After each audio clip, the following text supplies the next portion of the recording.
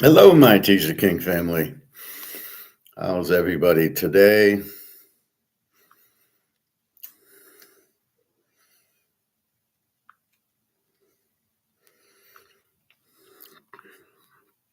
Hope you're well.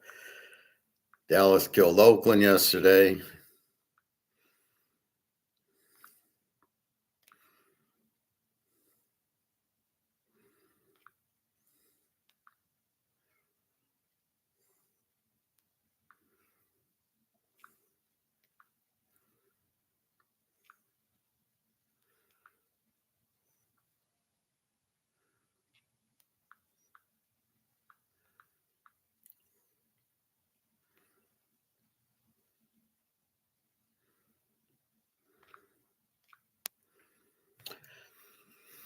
Anyway, so what's happening, everybody? Hope you're well.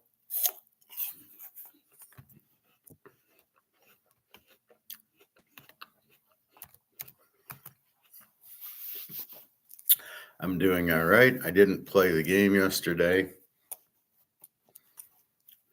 Don't know what this is.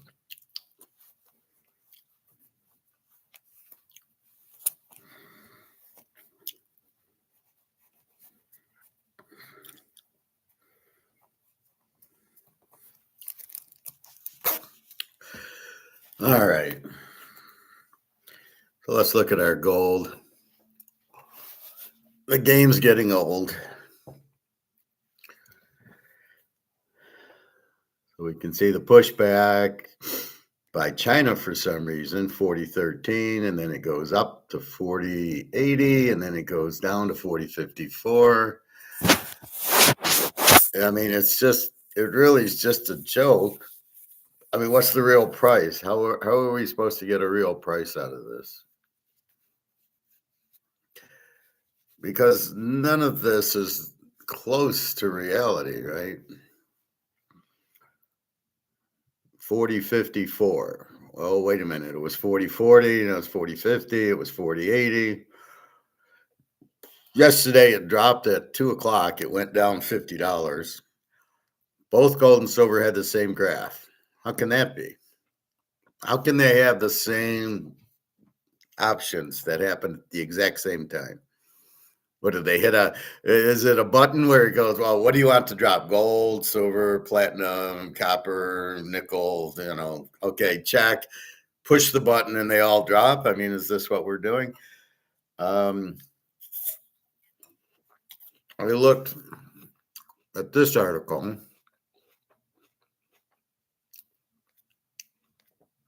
I don't know if I still have it up.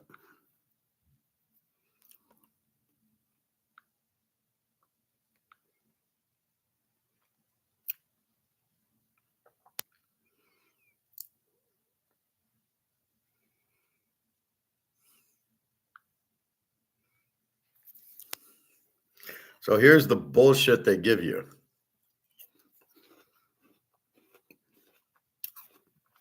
I asked, why the sudden fall in gold prices today? So I'm just curious what's going on.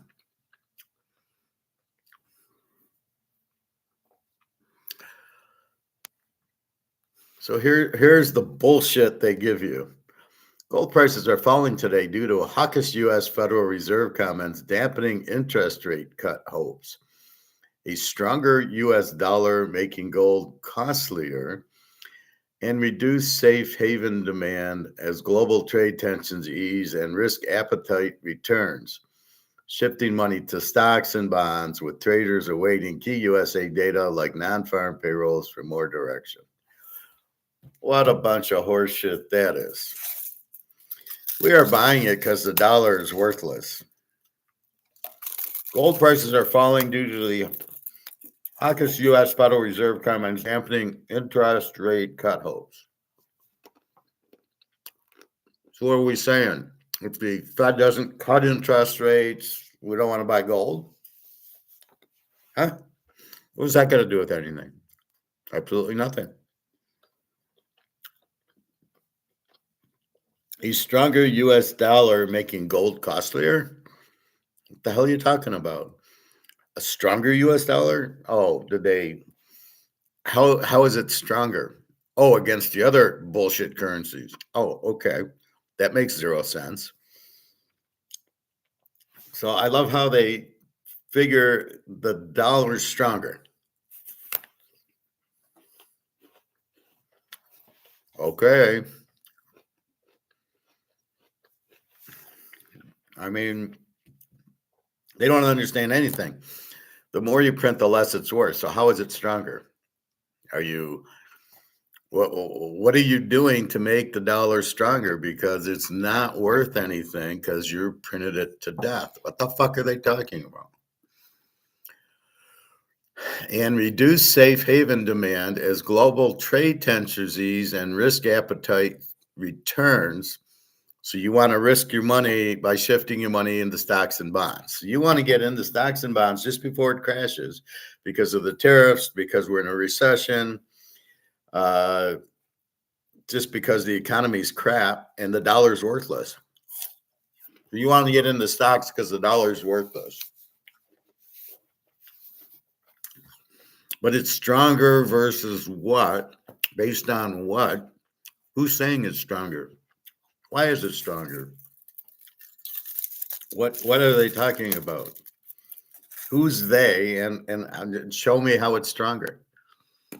So that means the euro is being printed more than the dollar. All that tells me is I need to buy gold because that currency is gone too. What a bunch of horseshit, huh? Key factors driving the fall. Hawkish Fed comments. Remark from U.S. central bank officials suggesting interest rate cuts may be delayed. I'm sorry, did the $38 trillion deficit go away? And then somebody has to explain to me how the debt to GDP ratio means anything related to inflation or the strength of the dollar. They just grab things and they go, well, this must be meaningful, the debt to GDP. It's 150%. Who gives a fuck? We don't care. You've printed a dollar to zero. It has no value. That's the only thing we care about. Forcing us to buy gold and silver because that's the only thing with value. So we're exchanging our crap monopoly money for real money, gold and silver. What the hell difference does it make what the debt to GDP ratio is? Our money's worthless. It doesn't matter. These things that they come up with are such bullshit. So the remarks from the U.S. central bank suggest interest rate cuts might be delayed. No, they're not going to be delayed. They'll never happen. Make interest-bearing assets like bonds more attractive than gold because gold pays no interest. But gold goes up in value. Gold was $1,500 when we started this, and it's now I just showed you 4,050, and if Comex wasn't there fucking around with it, it'd be 5,000 by now. Oh, or at least 10,000 by now. So yeah, it doesn't give interest. Gold pays no interest. This is the one thing that they can come up with that's bad about gold. Picassos don't pay interest. Rolexes don't pay interest. Mantle cards don't pay interest. Who gives a fuck? In fact, the only thing that pays interest are banks. Stocks give dividends. Bonds, you're just getting the IOU back plus whatever they distribute, I guess, dividends. And the bank gives you interest. So it's only the bank that's come up with this little, we'll give you 3-4% interest, but none of their values go up. So the value of the dollar not only doesn't go up and they give you interest, it goes down and they give you interest. Your money in stocks, the money goes down. The stock goes up. Yes, you get dividends. Is that why you buy stocks, to get dividends? Even though the stock might go from 100 to 50, but I get dividends. Is that more important? But in gold, we just doubled the value of our gold from 2,000 to 4,000. Oh, but it doesn't give dividends. No, it just doubles. What fucking stupid comments. Stronger US dollar. A stronger dollar makes gold more expensive for buyers using other currencies, reducing demand. How is it a stronger dollar? Who says it's a stronger dollar?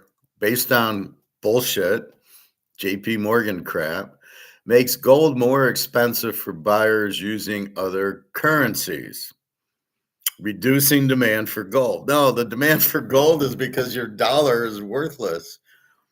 It's got no value. That's why you buy gold, is because the dollar doesn't have any value. Nothing here says gold's too expensive.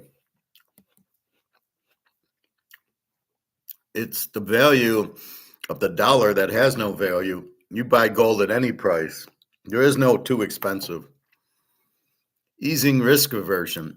Signs of improved trade relations, US and China, and general market stability reduce gold's appeal as a safe haven asset. No, it doesn't. What does trade have to do with gold? Nothing. The economy sucks. We're in a recession, probably a depression. Everybody's laying off people. All these companies are closing, but you think the economy's good. Okay. And so I won't buy gold as a safe haven. No, gold never is reduced as a safe haven asset. Shift to riskier assets. Investors are moving funds from gold to equities and bonds as risk tolerance increases, benefiting stocks. Do you really think gold is risky? Or you don't get a return? Well, we've just got 100% return on it in a couple of years. It just went from 3,000 to 4,000, and I think in 6 months.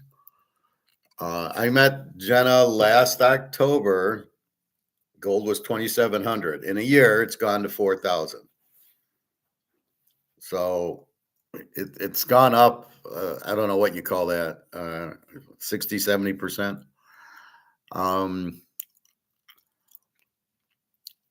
So investors are moving funds from gold to equities. This is bullshit. Technical selling. After a strong rally, traders are selling positions, and technical fears like crossing key moving average can trigger movement.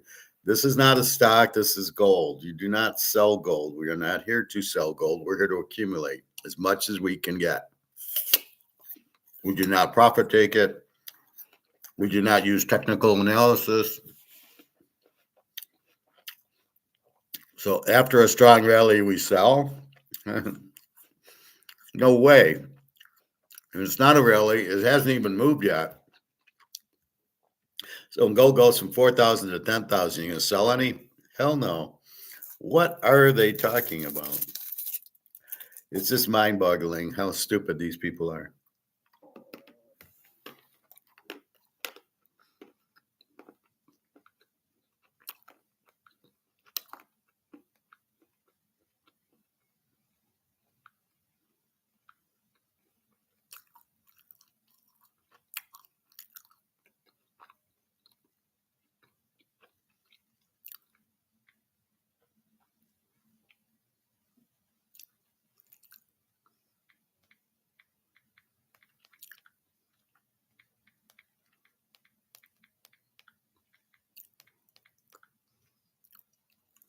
All right.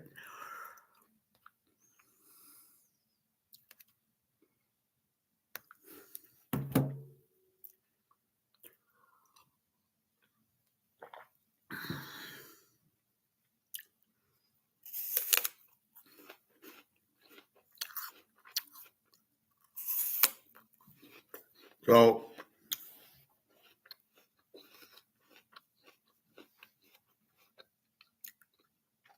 nothing here makes any sense. They're trying to, I don't know what they're saying. Risk aversion doesn't go away because the US dollar is stronger than the euro. They're missing the point. The US dollar has no value. Okay. We're buying gold because the dollar's worthless. So we have no other option. And silver. Comex is playing option games with it. You do not sell at all ever, unless you maybe sell an ounce or two. You're not buying the gold and the silver to sell. It is not an investment. It's an asset that is a protection. It's very unusual. It's not like stocks and bonds or an annuity. You're not doing it to make 3%. You're doing it to get out of dollars, which are going to zero, which are already there.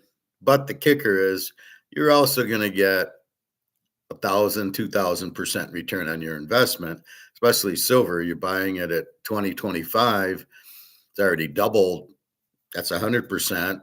It's going to double from 50 to 100. It's going to double from 100 to 500. So your $25 investment's gone up to 500. Yeah, you're right. There's no dividends. There's no interest on it. Yeah, but I just fucking made more money percent wise than I could in anything ever in the history of life. So it's protection. It's really getting out of the dollar before you lose everything in the dollar and everything in dollars. Real estate trust, stocks, options, bonds, annuities, anything in dollars you have to get out of because they have no value. So you can either sit there and go, well, I'm risk adverse. I'm going to play stocks. This is, they want you, Wall Street wants you in the stocks because that's where they make their money. They buy, they get commission on you. However, that is not, they don't get commission on gold, so they'll never put you in gold. So I don't really understand this 60-20-20 from Morgan Stanley. We're going to put you 20% in gold. How? They can't buy the gold. They're not getting commission for it. So why do they speak something that is total bullshit? They can't do anything with it. Anyway, that's my spiel on that. I've been watching these videos. I can't watch any of them. All these guys are dumber and dumber and dumber. So we're going to pass on that. And let's go to pro football.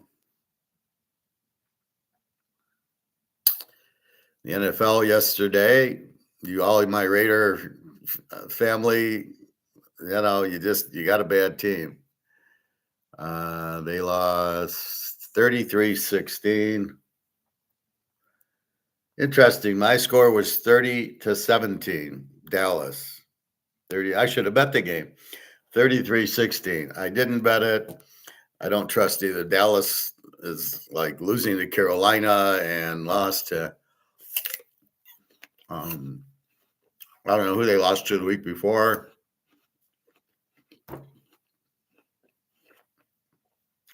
I mean, it's just crazy they don't show up.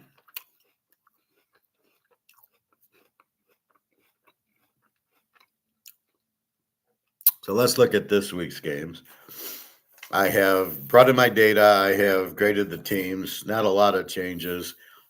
And what I'm really seeing is the biggest difference is really who do they play? A perfect example would be the Lions.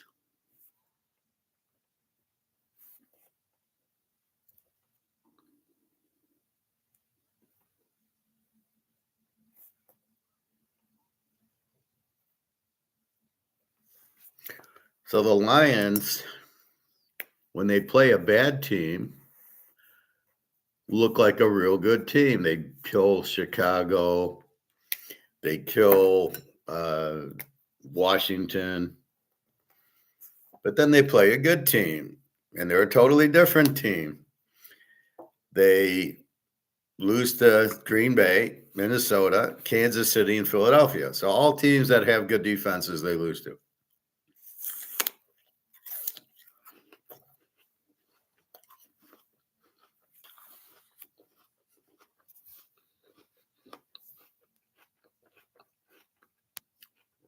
It makes no difference if they need the game or not. They can't beat these teams. All right. Let's look at week 12. We start with Buffalo, Houston. Buffalo is up to 5.5, 43.5. So it's opened at 4.5. It's now 5.5. Buffalo is a much better team at home than on the road. Houston, very strong defense, is going to be problems for Buffalo. Houston with no offense. We're not sure who. We know it'll be Allen, but we don't know if it's Mills or Stroud. Right now, I assume Mills, who stinks. Now, how are you supposed to decode a team? And then the quarterback goes out, and immediately, I'm not going to bet it. And you're missing a golden opportunity. Houston turns into an under team. Look at last week. Houston with Mills beat Tennessee, who sucks, 16-13. And we missed a beautiful lock on that game that we should have locked it. Not only did I not play the under, I did play Houston, and I won with Houston. But it was a golden lock to go under. Two good defenses and no quarterback. It's exactly what you look for. So Buffalo, Houston, Allen against Mills. We can't just bet Buffalo. Houston's very strong on a Thursday night. They're going to be on fire at home. I don't think it's just so easy as to, Buffalo's going to win. We saw them go to Miami, and they barely scored on that team. So this is not so easy as betting Buffalo. Is Houston. Now, we know Houston in the teasers, dynamite. Houston is now 26-3 in a teaser. Last year plus this year. They played, 17 games, 18 games last year, and now 11. So in the last 29 games, they are 26-3 in a teaser. Hard to ignore that. Now they're playing Buffalo, as we said. Now it's Jekyll and Hyde. I mean, at home, they're one team. Again, not even against a good team. At Miami, they sucked. So we got to look a little bit. We'll look at our 5, but that's really what you have to understand. I don't know. My line was Buffalo -4. I think they're like a field goal better. I don't know that they're 5.5, so I don't think they're 11.5. I like betting Houston under, although I don't know what happened in the Jacksonville game when it was a 70-point game. A lot of return yardage, I guess, and turnovers. And now, so is the game going to be straight and normal, or is there going to be returns and turnovers? Is it going to be 4th downs, they don't get it to 5, or is it going to be they make the 4th downs, or they kick the field goals, or what is it? I'm so sick of these Troy Aikmans and Chris Collinsworth. Well, it's good to be aggressive. Now, Troy Aikman played for Jimmy Johnson. You think Jimmy Johnson would have ever went for a 4th down? Hell no.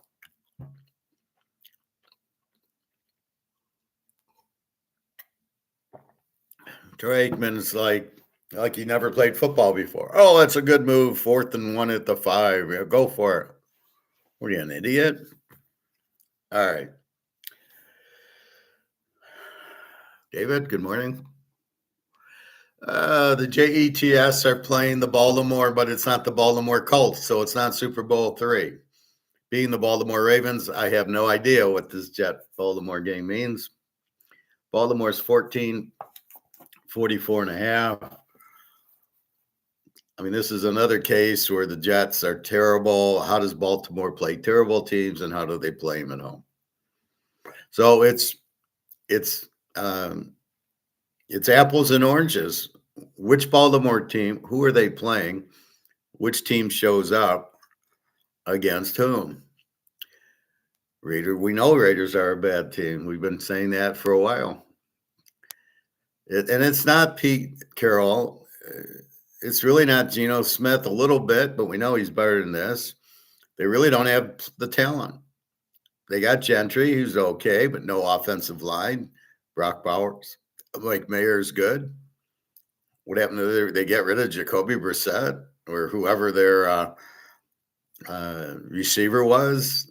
So now they got to draft a couple. They drafted apparently 2 receivers last year that haven't played. Okay, maybe they're not good. Maybe they are. Maybe they're injured. Maybe they're not ready. They don't have a defense. A few things like an offensive line and a defense are needed before you go after Pete Carroll. I think I see the owner, that Mark Davis, and none of Al Davis wore off on him. Oh my God! All right, game of the week: KC 3.5, 50.5 to Indy.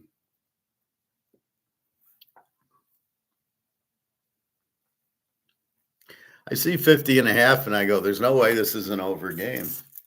Casey's got a very strong defense. Indy wants to run the ball with the guy, Taylor. He's not going to run for him. He's not going to get yards against Kansas City. That means Daniel Jones will have to beat him. We know he can't.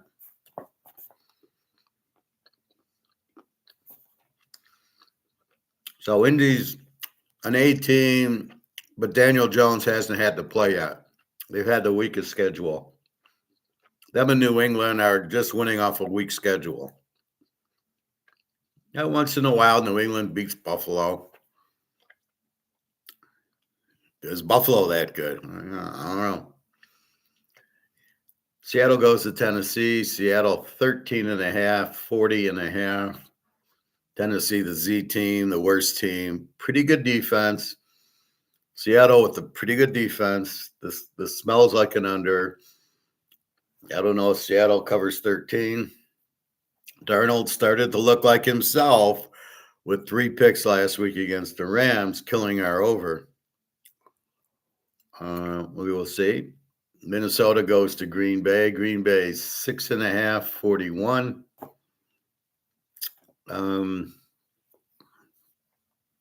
Minnesota with J.J. McCarthy. The guy's not a good quarterback at all. Green Bay, I don't know.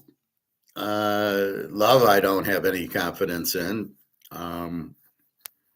You gave up 20 points to Winston.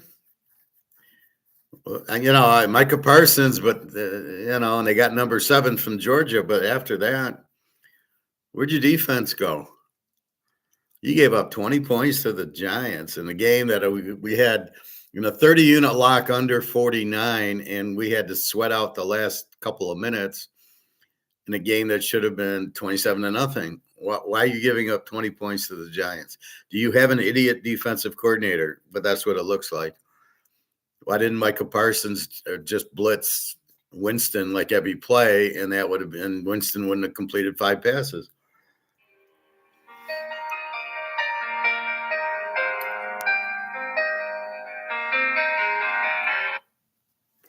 So I don't really get it. Minnesota, Green Bay. The Giants go to Detroit. Detroit 10-50. I don't know the Giants with Winston. You want me to believe that? The Lions. Now this is a weaker team, so this is Team A coming out. Team A is the team that plays the weak teams, versus Team B is the team that plays the strong teams. So this is a game they'll probably dominate and score 1,000 points and never punt and get a first down every play, and he'll have time to throw the ball. So that's the key. Philadelphia, Jalen Carter was all over him. Here, good luck. Now again, they're 6-4. Play them as a 6-4 team. Do not play Detroit as a 10-1 team. That's what a lot of people do. They saw what they did last year, and they don't know how to exchange it to this year. And they're not a real good team. So they're a 6-4 team. But the Giants are a weak team. So like I said, there's almost 2 leagues here. There's the A's, Philadelphia, and Kansas City, and Buffalo, and the Rams, Philly. And then there's the other league, the New Orleans, Carolina, um, uh, Tennessee, Miami, the other league. So there's almost like I would call them in college the good teams and the Z teams or the high school teams. And that's what we got here. We have a shit league with shit teams, and you've got to just be careful with the shit teams. Now Detroit should kill the Giants, basically laying 4. I wouldn't go over. I don't know. The Giants seem to have a way to score, but I think Detroit's going to do those long drives like they did against Washington. I think the Giants have a 27 defense too. See, that's the key. Philly had a very strong defense. The Giants don't, which means that Detroit couldn't move on Philly, but they will be able to move on the Giants. They are at home. We ran into this when we locked them against Minnesota, finding out they suck against an average team, not even a good team, but a team with a good defense. So team has a good defense, we don't bet Detroit. Team has a weak defense, we bet them. It's as simple as that. We've come to the next level in handicapping, and I'm good at next leveling. All right, but it's 4 points. New England goes to Cincy. New England is 849.5. Cincy, I don't know. They've been an over team, but they didn't look like it against Pittsburgh. I don't understand Pittsburgh. They go and they play San Diego really shittily. They give up a lot of points. Oh, where's their defense? And then they play Cincinnati, who's an explosive team with Chase and Higgins, and they shut them out. I mean, it's like, what the fuck? So I think the jet lag does have something to do with it. Again, having to go to San Diego. San Diego went to Jacksonville. They got killed. There's more to this travel than you're giving credence to. When these West Coast teams go east, go to Jacksonville, go to Tampa, it's difficult. And the same thing when you go to the West Coast.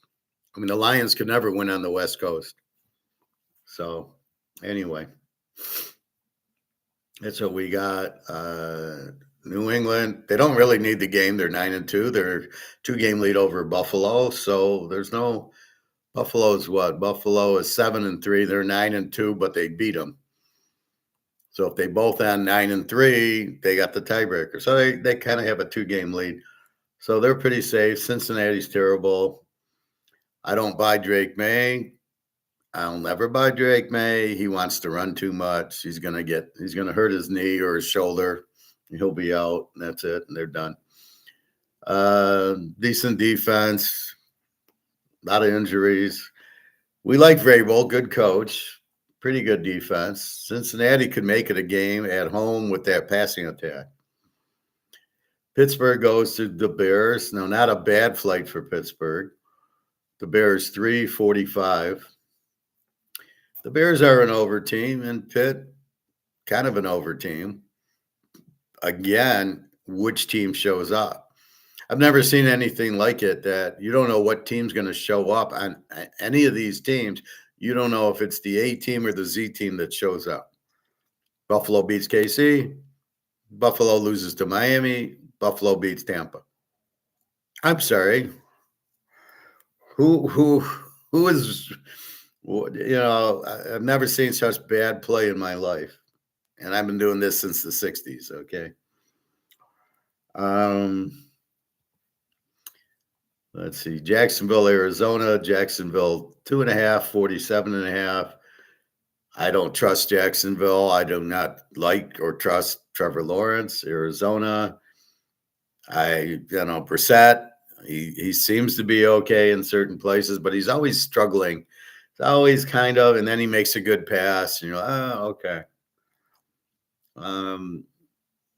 Cleveland goes to Oakland. Oakland 3.5, 36.5. Can somebody explain how Oakland can be favored over anybody, even Cleveland? Yeah, I don't see a lot of points in this game, not with Myles Garrett out there. Atlanta goes to New Orleans. New Orleans is now favored. Atlanta was favored yesterday. New Orleans is now favored. As long as Penix is playing, I gotta love Atlanta as a dog there. Wow. Strange that people would go to New Orleans and actually bet them. Who in their right mind bets on New Orleans? And now they're a favorite. Philly goes to Dallas. And we got Philly minus 3.5 over that impressive performance over Oakland yesterday by Dallas in 48. So this was 50.5. And what makes this line go down and not up? I don't know. I think they played a 27-24, 51 first week of the year when they got their ring. Now they're not getting their ring. They're 8-2. We got to look at standings, but Dallas, they got no chance. 3.5, 48. Good luck with Jalen Carter all over Dak Prescott. At least 2 picks for Dak this week. The receivers are looking good for Dallas till they face Philadelphia. The Rams 6.5, 49.5 to Tampa. Tampa just covers and covers and covers. Tampa in a teaser is now 24-4 last year and this year. Unbelievable. And the Rams are pretty good too. The Rams are 25-4. So you've got two. This game will probably end. The Rams will win by 3 and everybody covers. Tampa, the best 6-4 team I've ever seen. The Rams are a very strong team going for the division. And our last game, a high school game, Carolina and the Frisco. Frisco is 7, 48.5. I'm wondering why this line didn't move. With Purdy back and McCaffrey there and Kittle back, and you got Steve Young on the other side. It's like, really?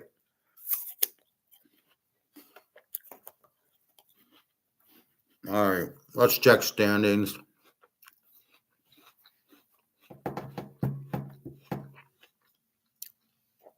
First, the AFC.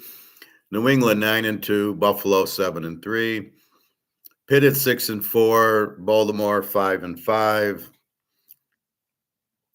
Indy's 8-2. So we've got New England at 9-2, Indy 8-2, with Jacksonville 6-4 and Houston 5-5. Look for Houston to make a run, at least get up there for wild card. It's New England 9-2, Buffalo 7-3, Baltimore at 5-5, Jacksonville and Houston 6-4, 5-5. But here comes Denver 9-2.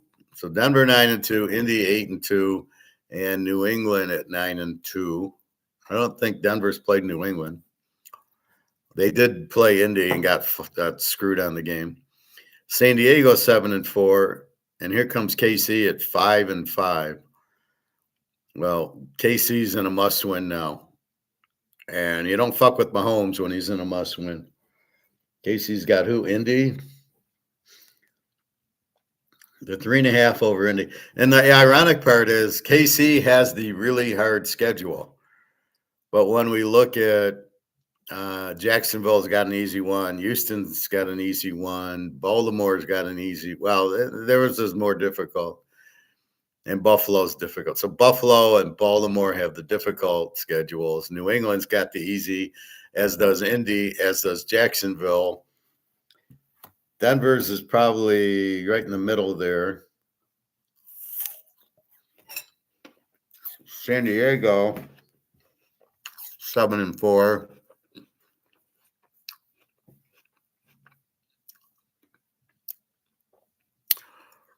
KC 5-5. So KC with 7 games can go 12-5. Denver should win, and they just beat Kansas City, so they really have a 4-game lead over KC. But look for KC. They get San Diego one more time, and we're going to bet that game hard. So because of these parallel leagues, the good and the bad, and of course the ugly's got to be there somewhere. You've got to kind of be careful. This is where AI and algorithms have no chance in reality. You could not use algorithms to predict the NFL because they're going to come out and rank all the teams the same. Detroit Philly is going to be ranked the same as Detroit and the Giants or Detroit and Chicago. And it's not close. So you got to give the better teams, you've got to be more prudent about that. All right. So New England, Buffalo, 2, Pittsburgh, Baltimore, 4, Indy, Houston, 6, and then Denver, San Diego, and Kansas City, 9. So you have 9 teams going for 7 spots. So I would throw out Jacksonville or Houston. Although they get to play Tennessee. Although KC gets to play Oakland. We saw Baltimore struggle with Cleveland. Lamar is so pathetic. He has no concept of game management. You get an interception at the 15, next play throws an interception. Fucking Lamar, what an idiot. And I blame the coach.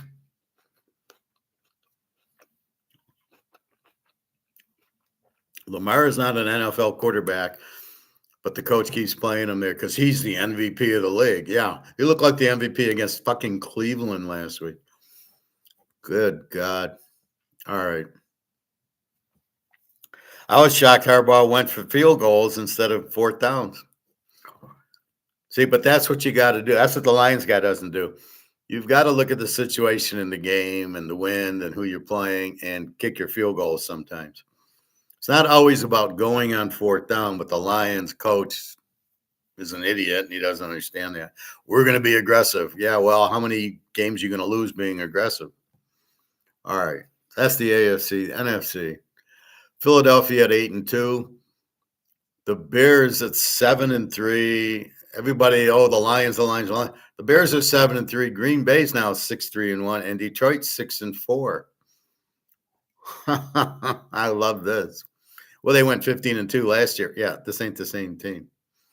Again, they got to play the harder schedule. All right, assume they beat the Giants, and then they get the Rams and Green Bay and Minnesota. That's 3 more losses. So Detroit will have 7-8 losses. Tampa Bay at 6-4. Here's Carolina, who sucks at 6-5. Again, playing the weak schedule.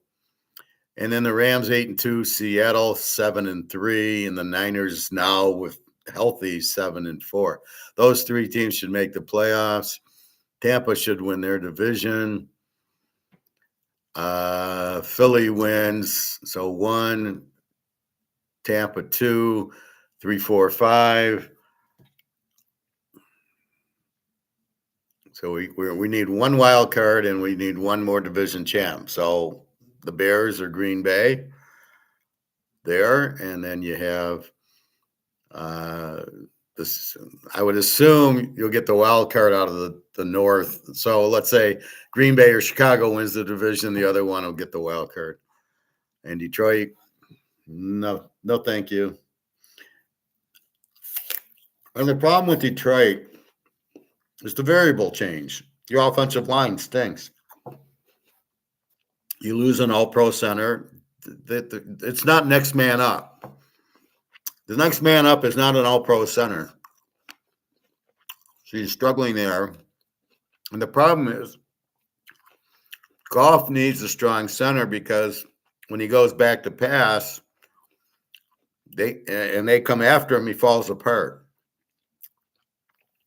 Goff needs that little play action, or he's got to get rid of the ball quickly. But if he just goes back, he cannot. He's not a drop back passer. He's a play action passer. So he was good with Todd Gurley and the Rams. As soon as Todd Gurley gets hurt and he's out, what happens? Sean McVay says, "You suck. See you later." And he just stole Stafford from the Lions. The Lions don't know what they have. Trade him for Stafford for Goff. That could be that. The stupidest trade in the history of life. You went from Stafford to golf. Frightening. The only reason this GM looks good is because he came in after Matt Patricia and there was no talent here. So whoever he drafts is going to look good. So he gets lucky with St. Thomas, and then he gets lucky with Gibbs because they watched Alabama football. I didn't see him in college that he was that good. He's just fast.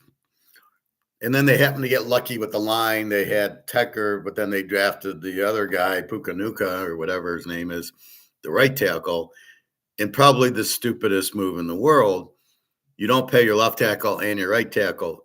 You either run left or right. Well, if they're going to run left, what good is Pukanuka here as the right tackle?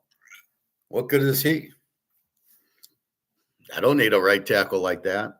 So if he's really that good, then play him at left tackle, get rid of your left tackle. You don't keep them both. Then you have a center who's an all-pro, Ragnar. He gets hurt. You don't replace him. They're not all the same. So now they have no center. The guards stink, and they always stunk. But with the center, Golf could have time to throw. Barely. Now he's got no time. And when you play a Jalen Carter, forget about it. He probably just went like this. Okay, get out of my way. I'm going to go tackle the quarterback. And so that's what's happening. And when they play good defenses, Minnesota, Micah Parsons, they don't have a chance because they can't block. So you can blame the offensive coordinator, but the problem is the GM not getting a line and not getting a defensive line. I mean, whatchamacallit, Hutchinson isn't doing anything this year. I don't think he recovered from his leg. You can say all you want. I don't think he seems very tentative out there. Yeah, he runs after the guy when the guy's running downfield, but in the line, he's not doing anything. That's all you got. Your linebackers, they're kind of really. There was a play Campbell made and Anzalone, and they're kind of throwing the guys. I think they're very out of line there. I don't find that to be very good. Okay, Dick Butkus, he can do it. Anzalone can't. Very stupid. So they're really not good, and their secondary's hurt.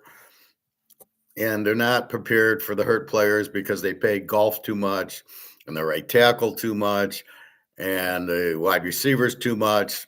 They're paying a couple of players on their offense all the money. There's nothing left for the defense. Then you went and played your defensive end $30 million or $40 million. As soon as somebody gets hurt, you got some guy from the grocery store. Problem last year, but not this year. This year they stink. My internet is going unstable, reconnecting.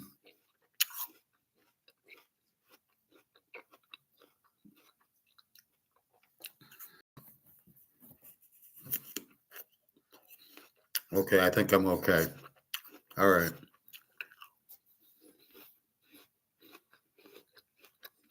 Let me know if I'm okay, David.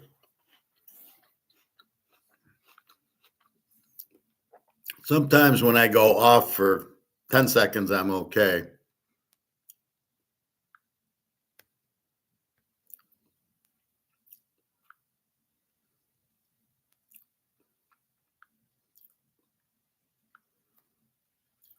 Am I okay?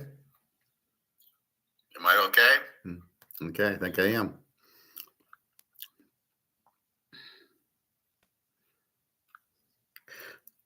I guess I'm still on.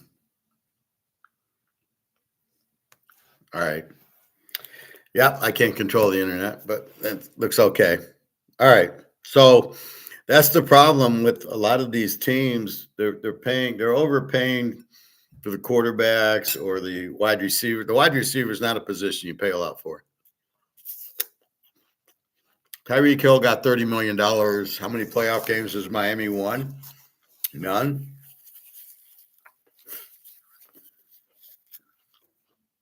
Jacksonville wastes their third pick on Colorado guy. You had a stud receiver.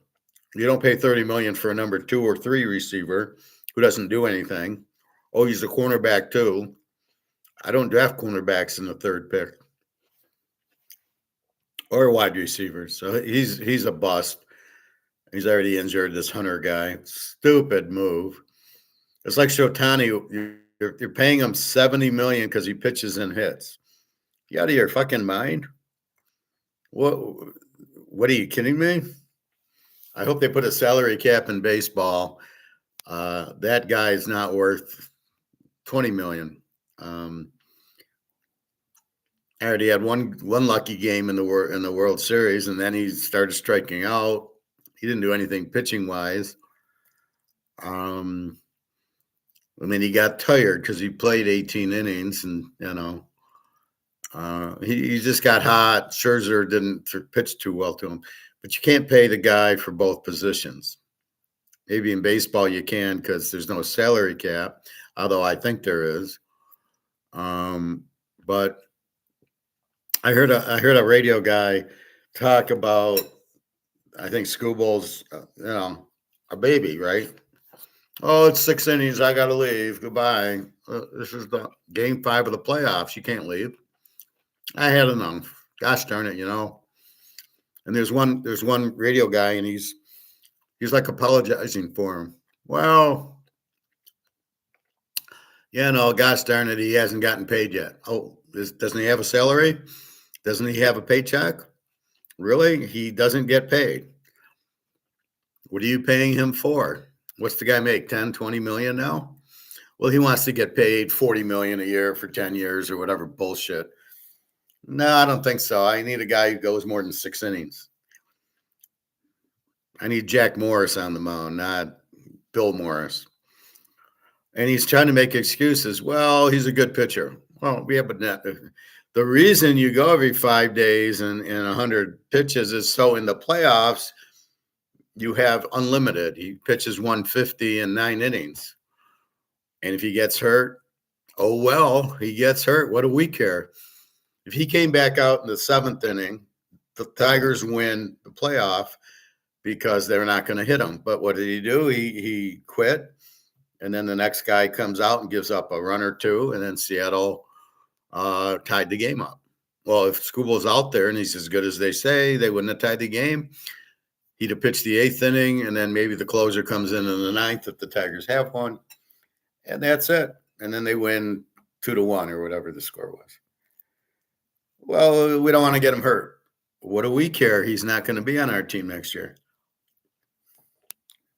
Everybody gets hurt.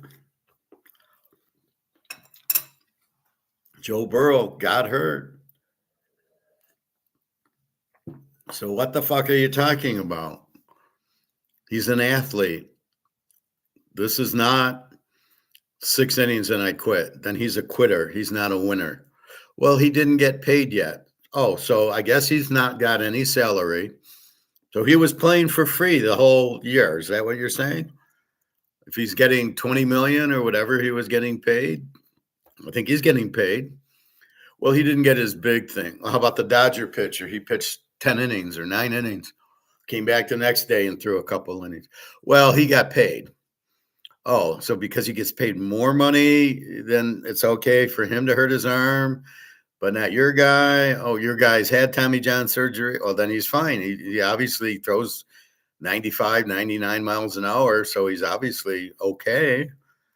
Yeah, you might get, well, you know what? Then he probably shouldn't play. Why don't you just sit him on the bench the whole year? Don't play him so he won't get hurt. It's so ridiculous, these arguments by these idiot radio guys. He's a quitter. This is who he is. The guy quit after 6 innings, or the manager pulled him, or he said, I'm done. I've had enough. Well, that's because the manager didn't say you're going 9. So maybe he doesn't throw very hard in the 6th inning. He paces himself to go 9. Maybe you should have said that to him.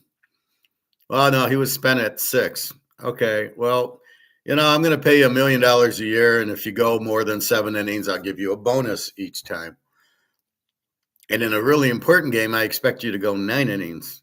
And if you can't do that, there's the grocery store. Go be a Packer. I don't give a shit. That's just bullshit. He didn't get paid. Oh, so he works for free.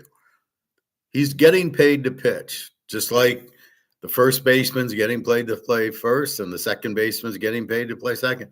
Don't tell me they're not getting paid. They're all getting paid.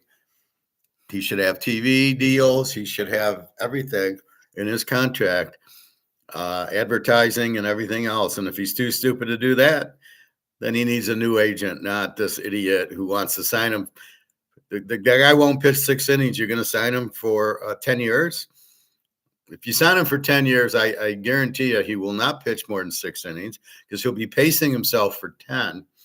And after 2 years, he'll get hurt again, or he'll just get booed out of the place because he only pitches 6 innings. What kind of shit is this? He's got to get paid to play. I played for free. I played high school. I played Pony Colt. I never got paid for it. I played because I loved to play. And you couldn't get me out of the game with a pitch count.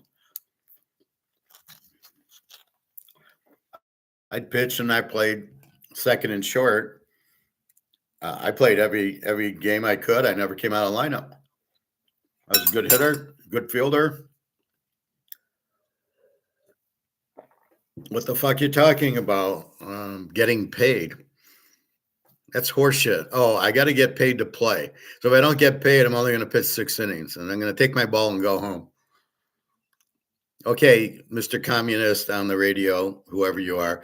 And he sounds like Hitler because he keeps saying, I don't agree with you, or I do, and he yells at the people. And he's, he keeps saying, let's go to the people. You know who used to say that? Hitler. Hitler would say, let's go to the people. So there's little Hitler on the radio, and it's like you have to agree with him or he yells at you and hangs up on you. You've got to be, I'm the moderator here. It's my class, but you can go. Now, if you disagree with me on gold, I'm going to get a little testy because you're not getting the concept of the class, which is to buy gold and silver. If you disagree with me on a football game, I'm very nice to you. I say, well, I don't like it. I like this. And most of the time I'm right. And I've had many times where, like, who was it?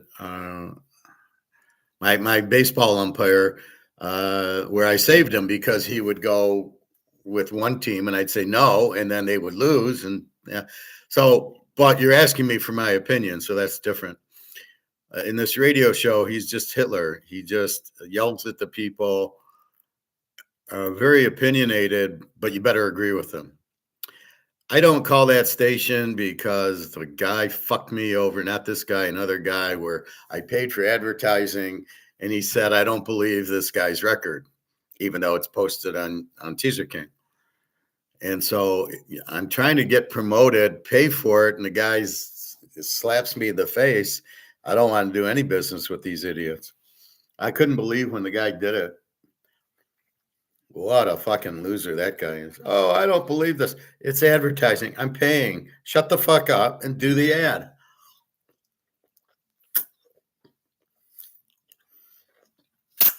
But if we were to talk about Scooble now playing, oh no, Scooble's really good. He's, it's a joke. And I know these guys listen to me because I hear them say everything I say they use.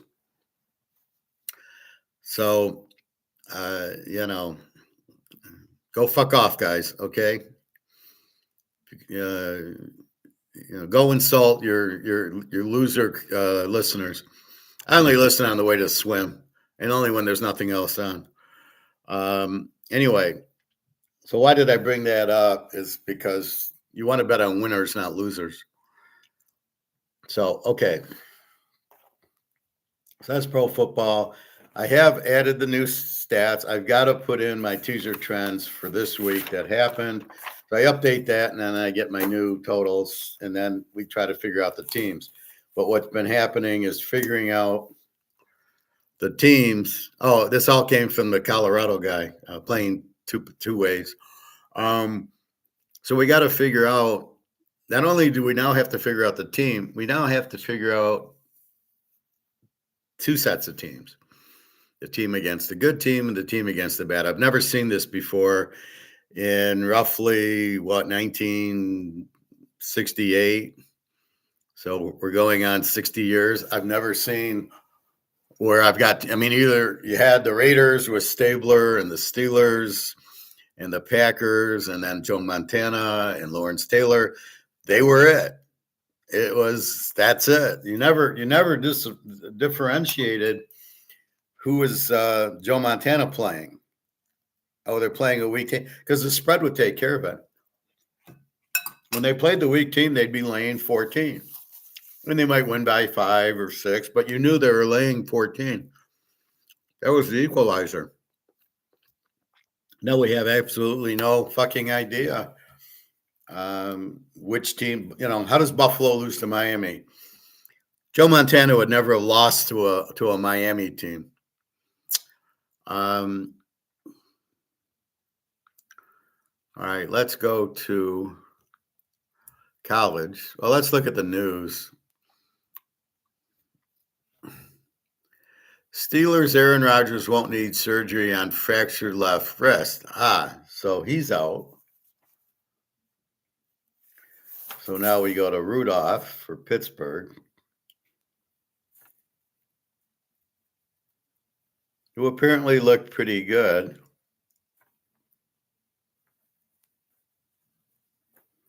Now we understand why Pittsburgh's a dog. Now, before you reject Pittsburgh, you now look at the team as an under. Good defense, no quarterback. So they become an under team, not, I can't play it because I'm not going to play. I know people that they missed the whole boat. There's 4 ways to play the game: over, under, team, or dog. And when you lose Aaron Rodgers, it turns into that. Now, I don't know. It's a fractured left wrist. Is he still going to play? Won't need surgery. Wrist is pushing to play Sunday at the Bears. So wait a minute. He might play. It's a left wrist. He'll wear a cast probably. It depends which bone you hurt, right? In that.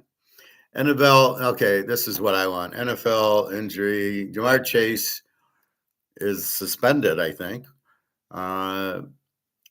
Updates on Josh Jacobs, Drake London, and more for fantasy. Injury news: Josh Jacobs for the Packers were able to survive the Giants, but got a big scare. Why? Jacobs went down with a knee injury in the first half and was unable to return to the contest. He finished the game with 7 carries, 40 yards, and no catches. Backup Emmanuel Wilson took over as the lead back, 11 carries for 40 yards. Jacobs' knee is structurally sound. No surgery is required. For now, he's considered day-to-day, but could miss the team's game against the Vikings. Green Bay, Minnesota. Okay. Michael Penix Jr. Penix took a hit to his knee again in the third quarter. Kirk Cousins came in relief. Now we know why Atlanta lost. Completed 6 of 14 for 48 yards. Penix injury could be season-ending, and he's reportedly headed for injured reserve. So now we got Kirk Cousins for Atlanta, and that explains why New Orleans is favored.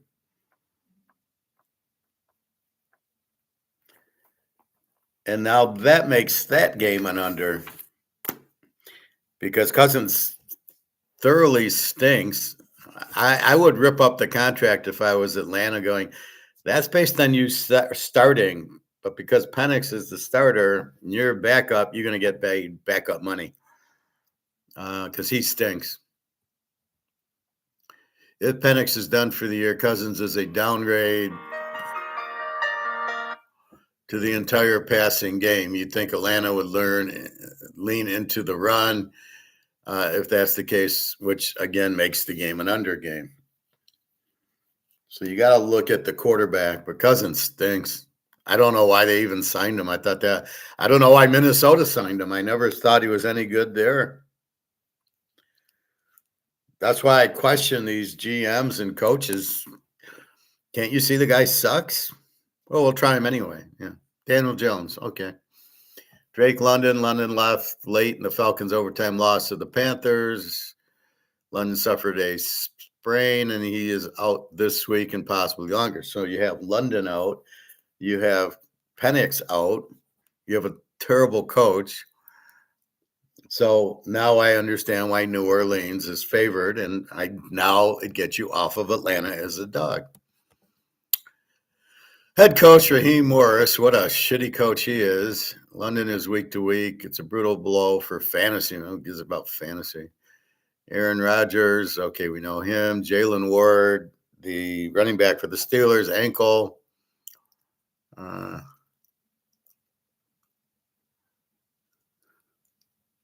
Kenneth Gainwell, who I like better anyway, and Caleb Johnson, the rookie from Iowa. So they got better guys on the bench than they do starters. Tootin, the running back for Jaguars, who gives a shit. Jackson Dart. Dart is going to remain in concussion protocol to start week 12. Dart missed the Giants week 11 loss to the Packers. Winston taken. There's plenty of time for the rookie to clear protocol and get back on the field for Sunday's game versus the Lions. If he does return, we could see fewer rushes as the team tries to preserve their franchise quarterback for the future. Franchise quarterback. When did he become that? Calvin Ridley carted off the field with an ankle injury. He's probably out for Tennessee. All right, the injury report. Aaron Rodgers, wrist. Michael Penix is on the IR. Jackson Dart, concussion. And Jaden Daniels, well, yeah, he's been out. We know that. Running backs, Josh Jacobs, Jalen Ward, Steelers, Tootin, Jaguars, Bucky Irvin, Bucks. I thought he came back or was coming. Stevenson, Patriots, Pacheco, Chiefs, and Perrine, Bengals. No wonder they stink. All right. Well, we'll get into the injuries more on later in the week. Today's Tuesday, probably Thursday, Friday, although we got the Thursday game, Buffalo, Houston. All right. So let's go to college. Now we're just going to look at the bigger games. Too bad there's not an injury thing for college like there is in the pros. It's just here's the injuries, quarterback, running back. I don't know why they don't have that for college. There's a quarterback who played for Navy last week. I Googled it and it says he's out. There's another quarterback who was out. I had no idea. Oh, we didn't bet those guys, but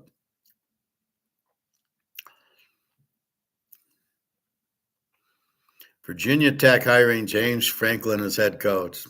Why? He did so good at Penn State?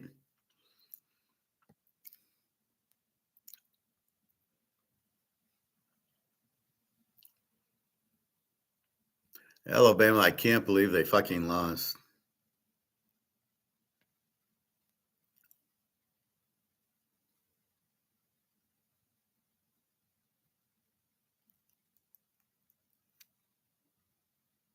All right.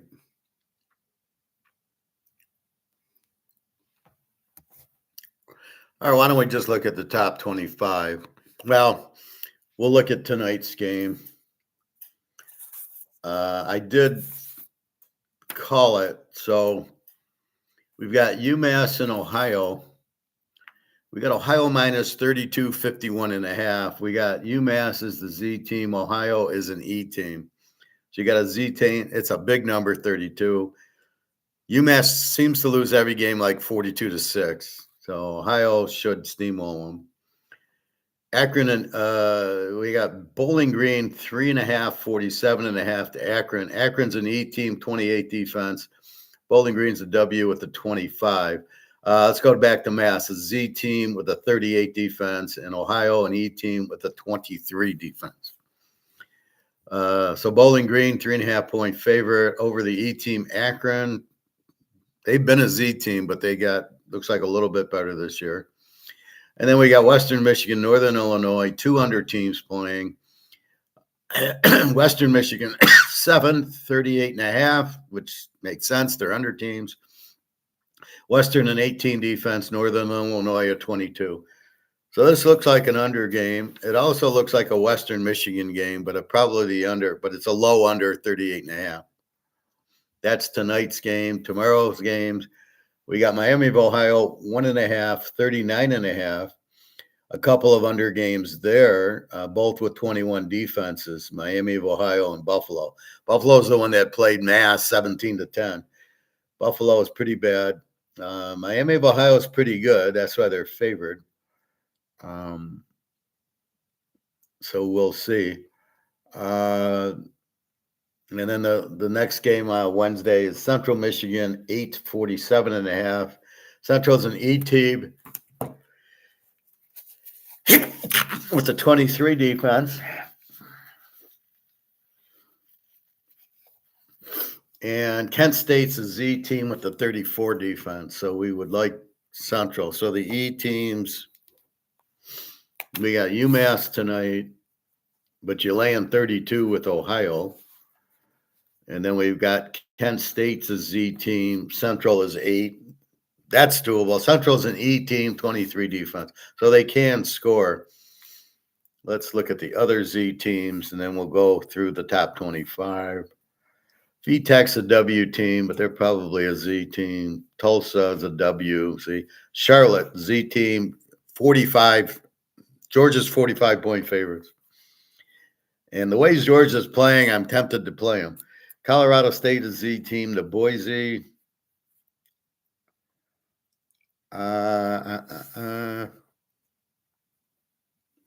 Stanford Cal rivalry game. I don't know why it's played this week. Lou Monroe is a Z team to Texas State, laying 18. Oak State, the Z team to UCF. Georgia State, the Z team we've been picking on the last 2 weeks, gets Troy, who I don't love Troy in this position.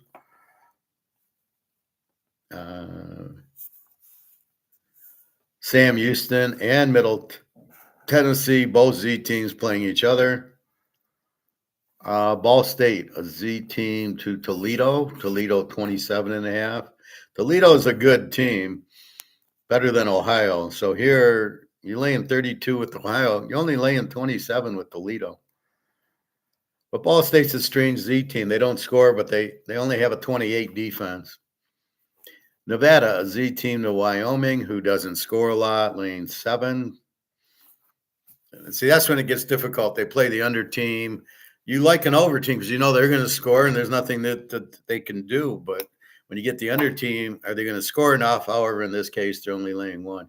So your Z teams again, UMass tonight, Kent State tomorrow.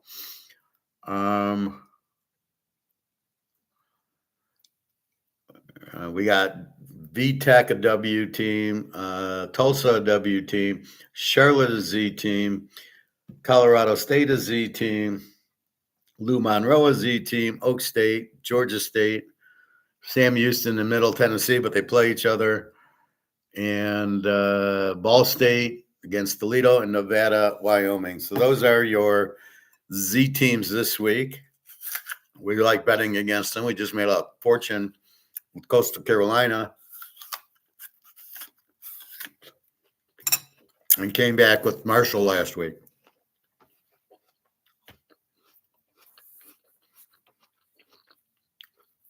The problem is in the beginning of the year, you're skewed because they play Alabama and lose 70-0. Oh, they're a Z team. No, they played Alabama. What you want is in conference. You look at the last 5 conference games. Now, if they're a Z team, okay, now they're really a Z team because they're playing similar teams to them. Sun Belt teams, Conference USA teams. It gives us more of a Z team. Not losing to Alabama 77-0, saying, oh, they stink. I think Missouri State did that. They opened with USC, and USC beat them like 73-0. And so in the first 4 weeks, Missouri State looks bad. But now Missouri State's really not that bad. They got a good game with Kennesaw State. Now Missouri State's an E team with the 25 defense, where after the USC 73-0 game, they were a Z team for a while. So you really didn't know them, and you missed some of the early games because they were up from Division I. From Division II, you had no idea. Okay, top 25. Missouri, Oklahoma. Missouri's quarterback, I can't imagine him playing, although he might. They have a great runner, ran for 300 yards against Old Mississippi State. Oklahoma coming off the Alabama win without an offense. They had a pick six for 80 yards. So they didn't really play a good game. Their defense was okay. More, I blame Alabama. You can't throw an 80-yard pick six against a team with no offense, right? Alabama got 400 yards offense, Oklahoma 200. You've got to play within the game. That's why the Lions coach Campbell is terrible, because he doesn't recognize the game he's in and the team he's playing. You don't go for fourth down against Philadelphia because Jalen Carter's not going to let you do it. You've got to realize that, or the Rams, or the better Houston, the better defensive teams. You cannot go on 4th and 2 and expect to make it. It ain't going to happen. Championship game against the 49ers. Here against Philly, you went, 4 times? And you made 0? Do you understand who your opponent is? And you understand it's a very close game?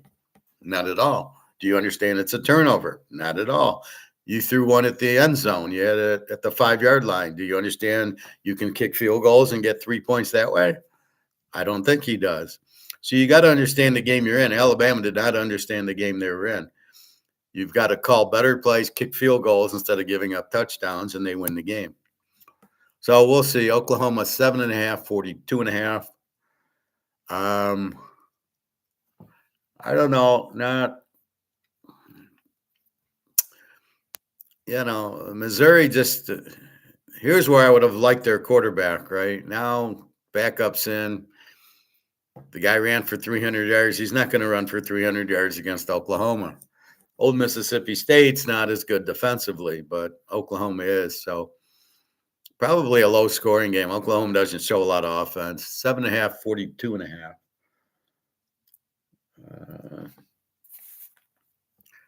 Wow, this game was 10. What the hell happened? The 42.5 stayed, but the 7.5. Did Missouri's quarterback going to play with a broken leg?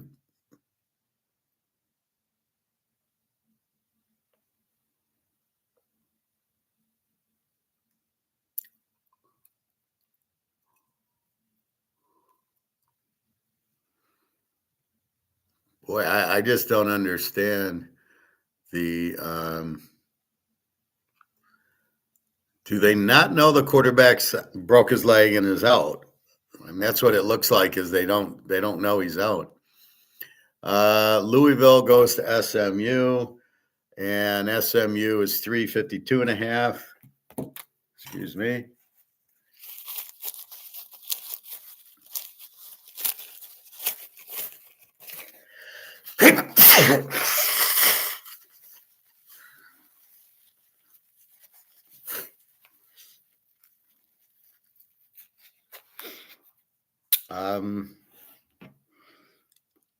SMU needs the game. Louisville's lost a couple games. They just lost last week. We'll see. Rutgers goes to Ohio State. Ohio State 31.5, 55.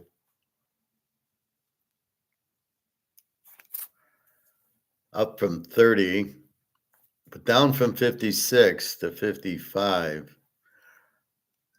Really strange there.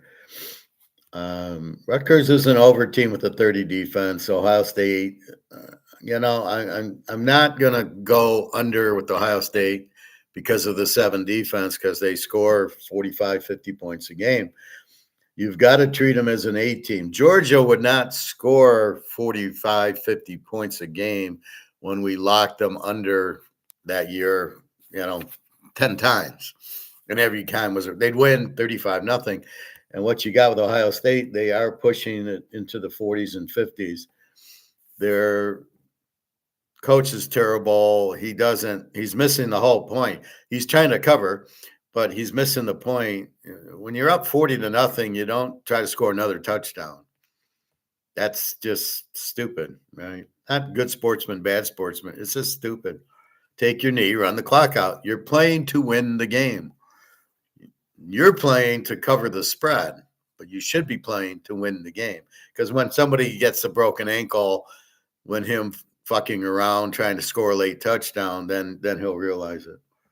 Anyway, so 31, Rutgers, bad defense, 30 defense.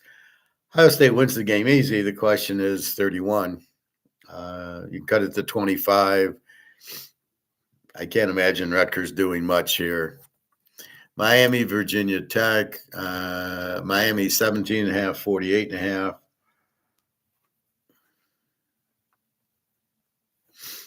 48.5. Miami, the A team. Virginia Tech's terrible. A W, probably a Z team, 30 defense.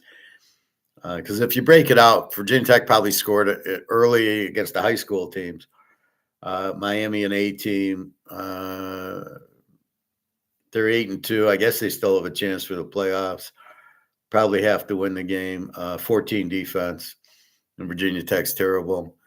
Charlotte and Georgia. Georgia 44.5, down from 45, which I question, and a total of 54.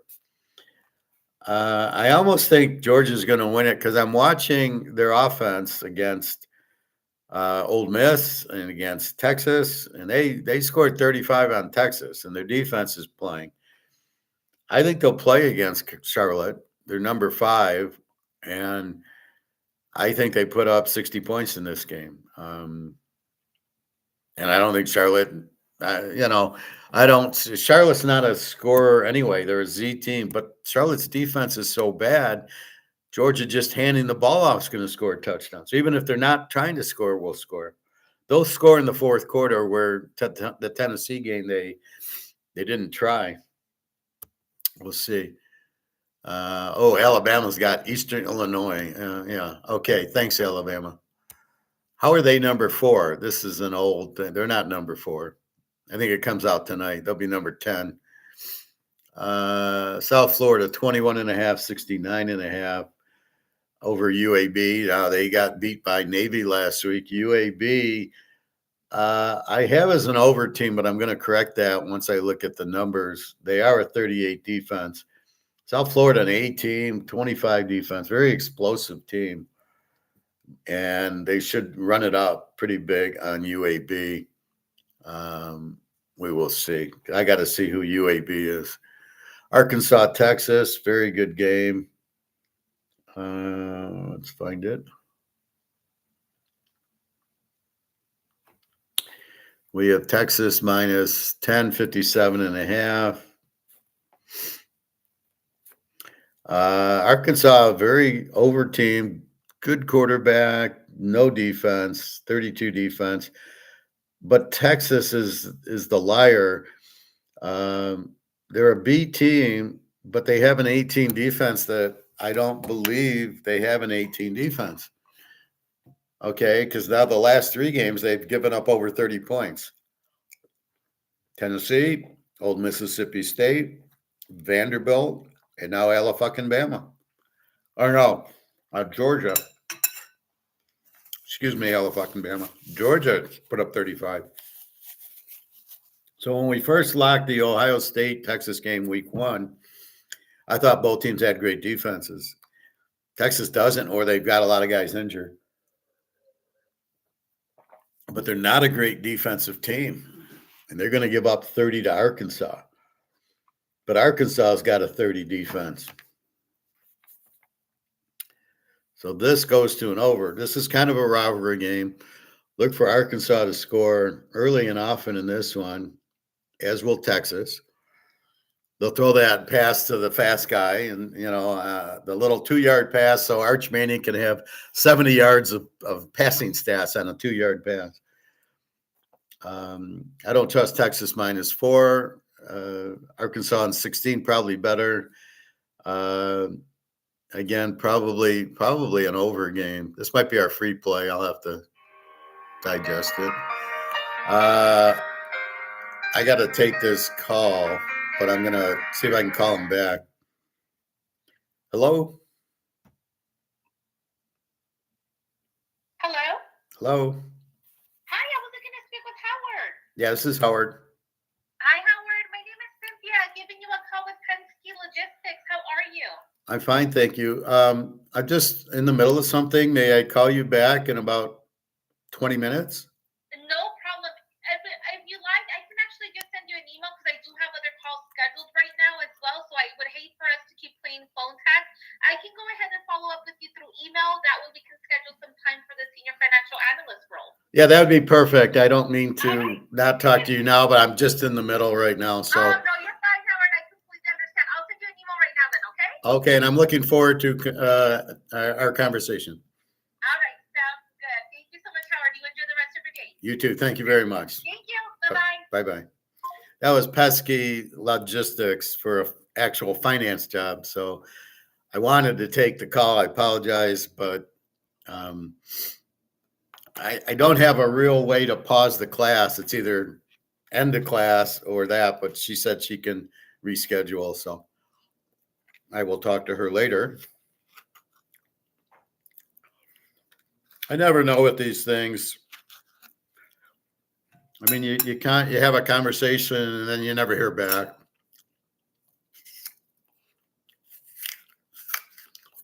But it's Penske, so I'll listen to him. I never heard back from the people in Australia. I never do understand that because I'm probably the lead. I should be the leading candidate most of the time. All right. My apologies. All right. Kentucky at Vandy. Vandy 9.5, 53.5. We got Daggio, Vandy 8-2 needs the game. They can still make the playoff. They've lost to Alabama and Texas. With the way Texas is losing, Vanderbilt could win out. They have Kentucky this week and Tennessee next week. Kentucky's not very good. They're better at home, but this is in Vanderbilt. I look for Vandy to go get them, Daggio. Michigan State and Iowa. Iowa 16.5, 42.5. This number hasn't changed. Michigan State, they're a W team with a really weak 31 defense. Iowa's a B team with a 14 defense. Iowa is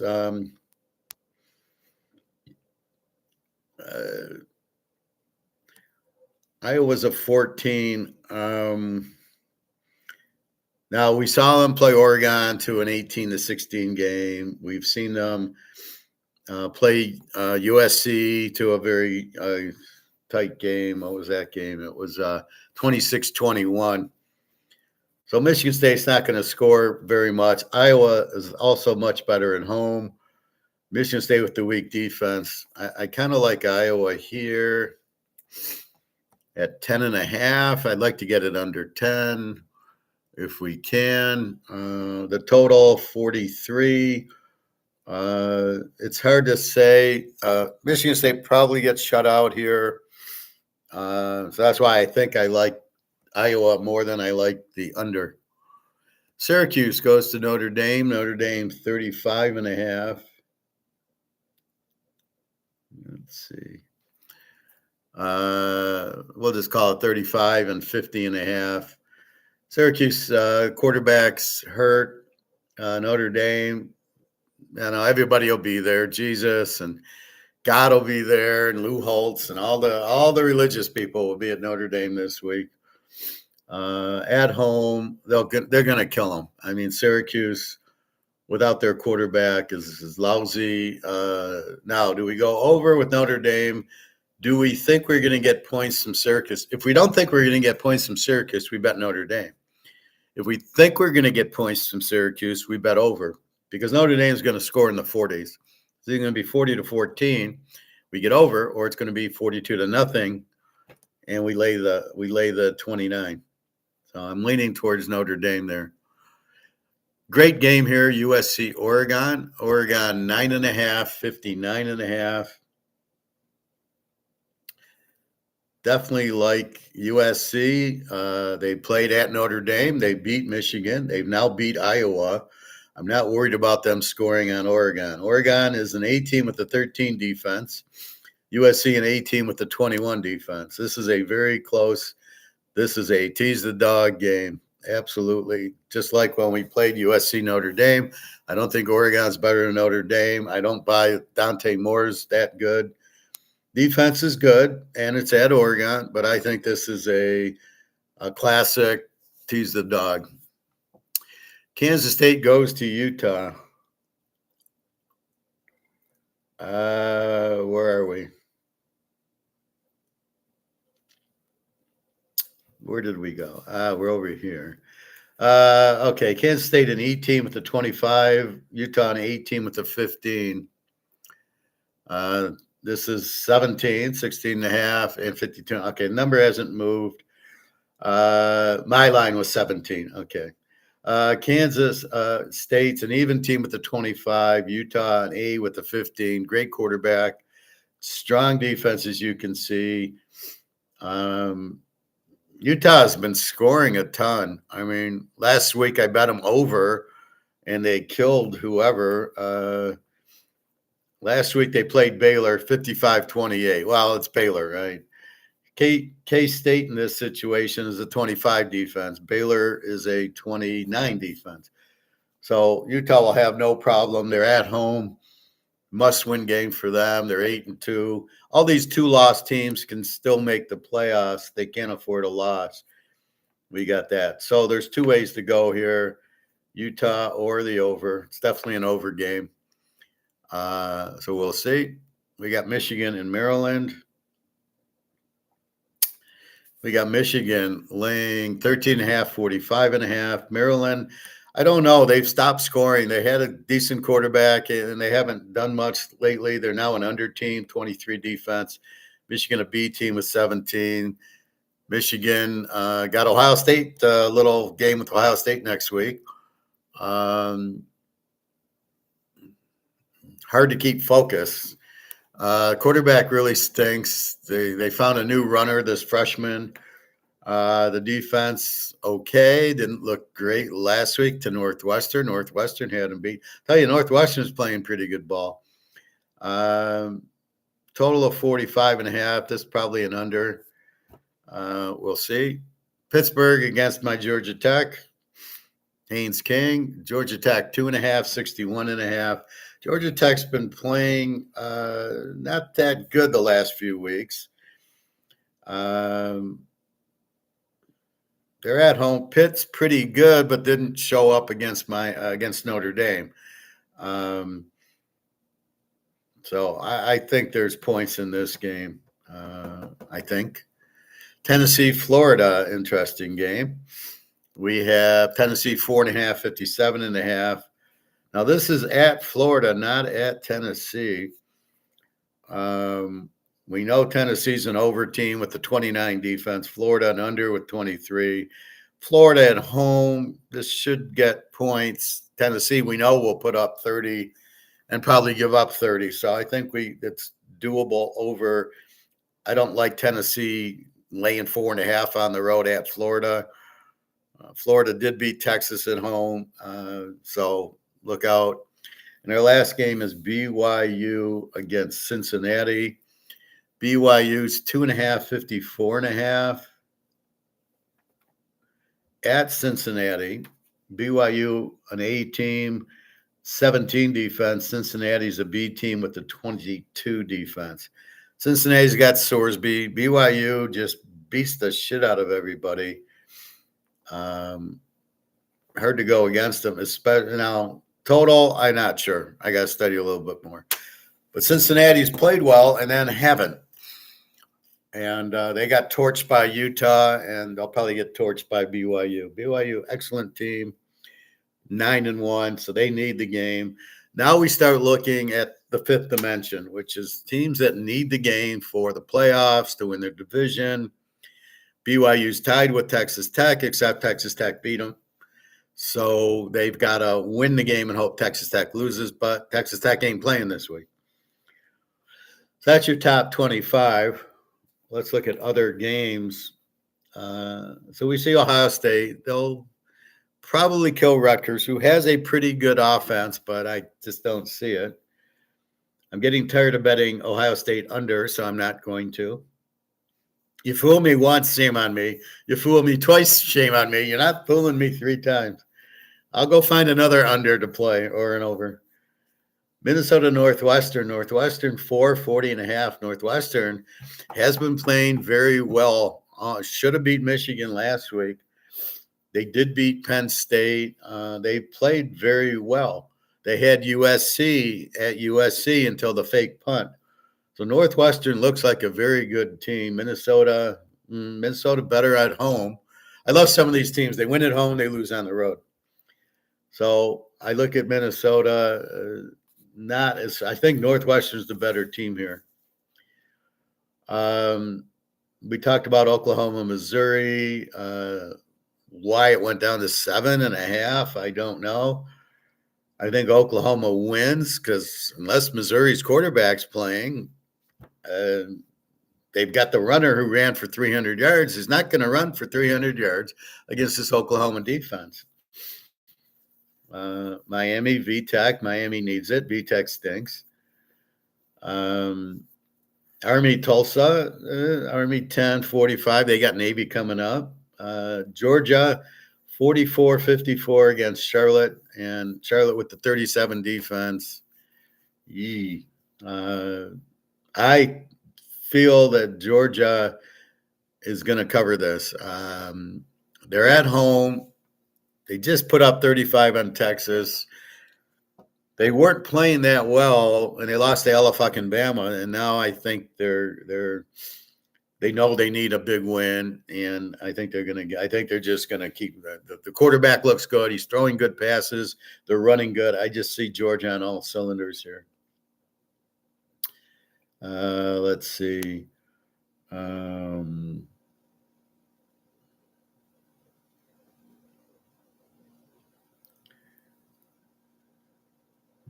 see. We've got North Texas against Rice. We know how much we love North Texas. They're 18-55. They're the 18 with the 24 defense. Rice a W with the 27, which means they don't score much. They have been playing decent, low-scoring games, Rice. I don't think you're going to – but North Texas is more than an over. Texas State, UTSA, they score a bunch, but their defense sucks. North Texas is the real thing. They play really good defense. They were 24, but I bet if we look at them in my last 5 or 6, I bet you they're better. We'll keep an eye on North Texas under 2 touchdowns. Let's just see how they are with Rice. TCU, Houston 3-55. TCU, I don't know. They got buried last week by BYU, so I don't know. They're not that good team that we're used to. Arizona, Baylor. Arizona 7-62.5. Arizona an 18 with the 20 defense. Our Baylor over with 32 defense. They're the perfect over. Great quarterback. Look for points in this game, I believe. This is where you go to Baylor and you just bet them over. And look at last week. They played Utah. And Utah put up 50 points on them. They brought in the backup quarterback who's really fast. He's a freshman. So they get him in the game. They can't stop him. This guy just takes it and goes, and he's gone. And he had 2 or 3 long runs last week. Kansas goes to Iowa State. You know how much I love Kansas. Kansas is an over team with the 25 defense. They're an over team because they score 35. And to me, I see the 25 defense, but I know it tells me they score a lot, which I know anyway. Iowa State, I believe a B team with the 21 defense. Iowa State's laying 4.5. That's enough for me to get Kansas in 10.5. Just because I love Kansas. As far as the over 65 possibly goes there. We'll see which is more spicy. Again, we'll look at the last 5. Now, Kansas played Arizona a few weeks ago, or Arizona State, and they lost to them by 4 or 5. Kansas played Arizona, lost 24-20, and Arizona's got a good Noah Fajita. So that kind of keeps me off the over. But if Arizona couldn't blow them out, Iowa State's not going to blow them out. That's how I get more to taking Kansas than taking the over. LSU, I don't know. What do we say about them? An under team, good defense, Western Kentucky. Now they're going out of their league, Western Kentucky. It's hard to play them. San Diego State, San Jose State. San Jose State is not the over team I thought they were. San Diego State is a B team with the 12 defense.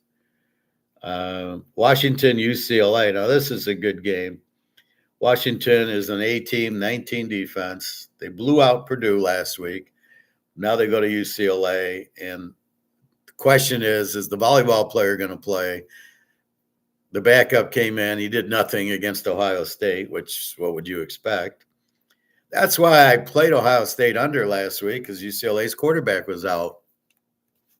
Little do I know. That's why I locked Green Bay under with the Giants. Was Winston. I mean, Jesus. That's how bad the league is. Green Bay with Winston out there gives up 20 points. Jesus. Somehow we won, though. That's all that matters. Washington, UCLA, an over team. I don't know what to make UCLA. I still see the Penn State win, the Maryland win, the Michigan State win, and then they troubled with Indiana and troubled with Ohio State and lost to Nebraska by 7. So I don't know if it was just a short. The coach came in, and then now everybody sees the plays, and they're playing it. Washington did get spanked in the one game, but they're better at home. But here they're not traveling, so we'll see. East Car, UTSA. So here's what I'm talking about. East Car, an A team, 18 defense. UTSA, an over team with a 30 defense. So you really have, they're going to score a lot. The total's 3-61 East Car. I'd prefer East Car as the dog, but I don't have that luxury. Do I want UTSA as the dog? I don't know, because East Car is they're a strong team with an 18 defense. So I don't know if I get the wrong team favored to play the dog, which leaves me to over or under.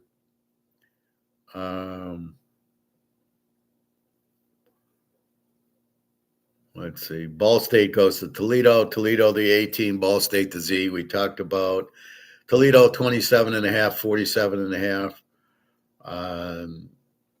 They probably need the game to win the title. So here's where it helps you. They need the game, right, to win the MAC. So they'll blow out Ball State. So we might lay the 21 there. Our Marshall plays App State. Marshall's 3-54. We saw they're a good team. They're an over team, 31 defense. App State's a W with the 30, which means App State doesn't score that much, but gives up 30. So I have a weak defense. Marshall does score a lot with the 31 defense. So it's hard to play Marshall here because their defense is so weak, but App State doesn't score that much. But now that's for the whole year. So this is where we dive in and look at the last 5 or 6 games. And then if App State is a true under, giving up 35 a game, and Marshall maybe got not a 31. Here's where we're trying to ascertain the last 5 tell us if it's really a 31 and a 30 or not. They might be better, and that's how we found Coastal Carolina. So I will go through right now. I'm just going through I just go right down the list, and I punch into it, and I look at last 5. I mean, and if there's injuries that they tell me about. So we've got to check this game out. This could be a lock, could be nothing. Connecticut against Florida Atlantic. Florida Atlantic, an over team with a 34. Connecticut scores with a 24. Total is 66. I think is a little high. We got to check this game out. Southern Miss, South Alabama. This is their quarterback playing. Braxton got hurt, and didn't play last week, and they got blown out. And I didn't know to look for Braxton. That's the problem when you're playing Sun Belt and there's Southern Miss. You really have no idea if who's quarterback, if he's out or not. Then you just look at the box score, and that's what I did. I looked at the box score last week, saw he didn't play, and went to the week before and said, "Oh, he hurt his knee or ankle, and he came out of the game." So it's not the same Southern Miss team yet. There's somehow a 3-point favorite in this game, so we'll have to check on the quarterback. We talked Notre Dame, we talked Texas, we talked Vandy, we talked USC, Iowa, Duke, North Carolina. This is a rivalry game. Duke laying 751. I don't know what happened to last week. They're a very explosive team and only scored 17 against Virginia. What the fuck? Minshew, the good quarterback. They normally score a ton of points with the 30 defense. I don't know what happened. North Carolina, an under team, 22 defense. So they got a good defense. Michigan Mary, we talked about. Georgia State and Troy, we don't really love Troy. E-team, 25 defense against our Georgia State. Plus they're laying 11. So this isn't, we've got to be prudent. And, this is not Marshall. This is not Coastal Carolina. So we got to be careful here. Speaking of Coastal Carolina, South Carolina, 23.5, 53.5. So we really got to look at this game and see what we do. It's hard to take Coastal Carolina, even though we want to. They've been scoring. At least take them over. Maybe we go over in the game. But the question is, what are they going to do? South Carolina, under team with the 23, although Lenoris woke up against A&M last week and they played a 60. So maybe they score 30 on them, but what's Coastal Carolina going to do against an SEC defense who basically shut out A&M for the first half? This is the game. You got to be careful. Coastal Carolina, you play in conference, it's too big of a jump. Texas State, 18-55 to Lou Monroe. Lou Monroe is Z team. 32 defense, but here's where you got Texas State an over team with the 32 defense. So you might play it over. We got to see how good or bad Lou Monroe is. Texas State's not been scoring like they normally do, so this will be curious. New Mexico and Air Force. New Mexico 3 and 57.5. Air Force, what is the real Air Force? They do not give up 32 anymore, and they are not. I want to go. I got to see this line.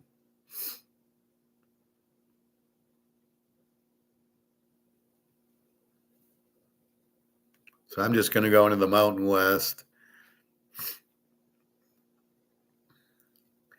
It's 3.5, 55.5. Okay, so it's dropped a little.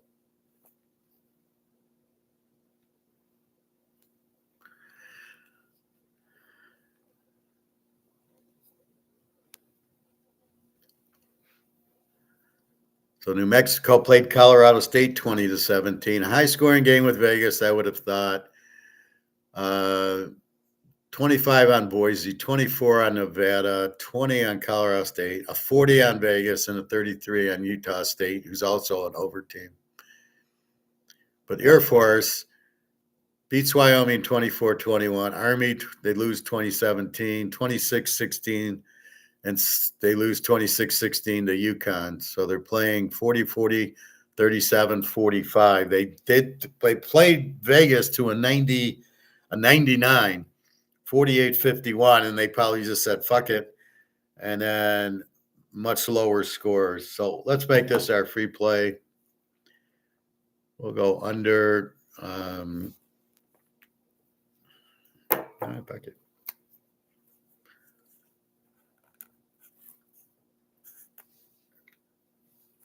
And let's see.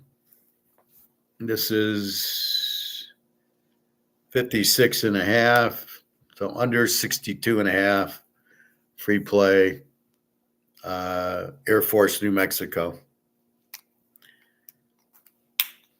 I mean, New Mexico, well, let's see what New Mexico is, right? We look at the last 5 New Mexicos. 25, 24, 33, 40, and 20. So there's 3 games in the 20s. 2 of them are Nevada and Colorado State. So if we do some quick math, it's 20, 40, 60, 90, 100, 110, 120, 130, let's call it 140 divided by 5 is 25 is 125. So it's about a 28 total. Defensively, a 41, a 22, a 14, a 35, and a 17. 40, 60. Notice I just got to round it. I'm not going to worry about 22, 14. We're just trying to get approximate.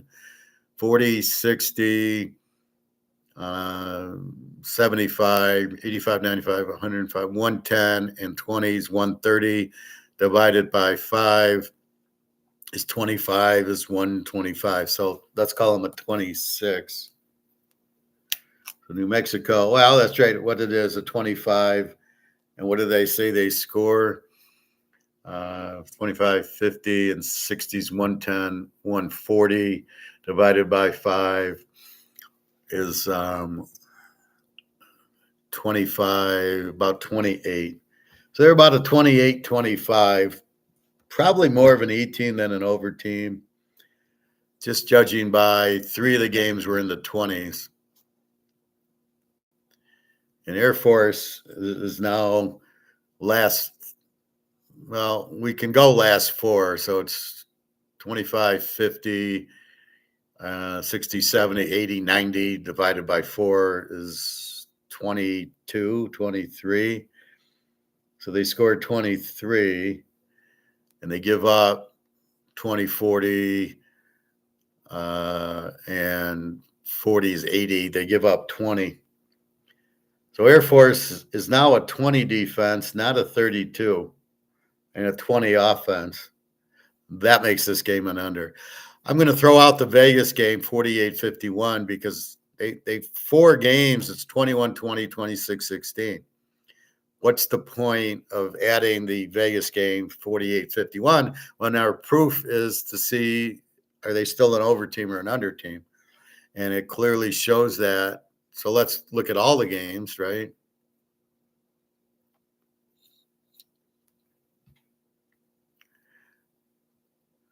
So in the beginning, they're playing Utah State 49-30, Boise 49, Hawaii 44, Navy 34, Vegas 51. So you can see that first half. And then all of a sudden, Wyoming, an under team, Army, pretty much an under team, but San Jose State was not a real under team, and they held Connecticut an explosive team to 16. So it's almost like the first 5 games are an over. Well, forget the Bucknell game. So Utah State, a 79, a 70, an 86 with Boise, a 79 with Hawaii, a 65 with the Navy, and a 99 with that. And then all of a sudden, they're not an over team anymore. Okay, against Wyoming, we would understand it. But then against the Army and against San Jose State and now Connecticut, those are not those. Some of that Connecticut and San Jose State can score, and they held them. So we have to go with, that's why I just used the 4, in which case now they have a 20 defense. So the coach changed something. Let's look at New Mexico. I know they struggled with Michigan early on. Let's just make sure what we've got here. All right. So they open with Michigan 34-17. Idaho State doesn't count. UCLA, they beat 35-10 when UCLA wasn't with the old coach. New Mexico State, 38-20. San Jose State, here's where I got confused. San Jose State, 35-28 with them, but they only scored 28 on them. Boise, 41-25. And now the last 4, it's 24-22 over Nevada.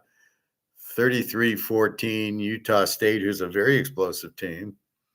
40-35 to Vegas, who's an explosive team, but then Colorado State 20-17. So we do realize that Nevada and Colorado State are weak teams, but they only scored 20 on them. And then we realize that Vegas, that we expect a high scoring, but against Utah State, an explosive team's 14. So what we're seeing is, 28 on San Jose State. They scored 25 on Boise. They scored 24 on Nevada, which you would have expected more. A 33 on Utah State, which is still a 47. We're 56. We're going 62. And then against Nevada, 24-22. And even last week, Utah State 33-14. Vegas did go to 75, but they're a very explosive team. And then New Mexico, Colorado State 20-7. So the point I'm making is against Nevada and Colorado State, when they should be scoring 40 points, they're not. They're 20 and 22. So they're not scoring that much. So that's what I got out of it. Let me just check my email with this girl from Penske.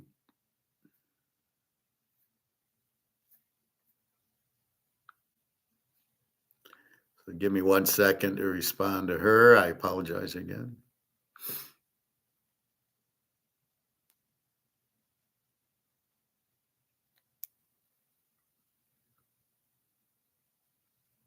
Senior Financial Appalachia. I will be out of the office tomorrow, but back available on Thursday. This is a 15, 20-minute phone call, so she's just gathering data.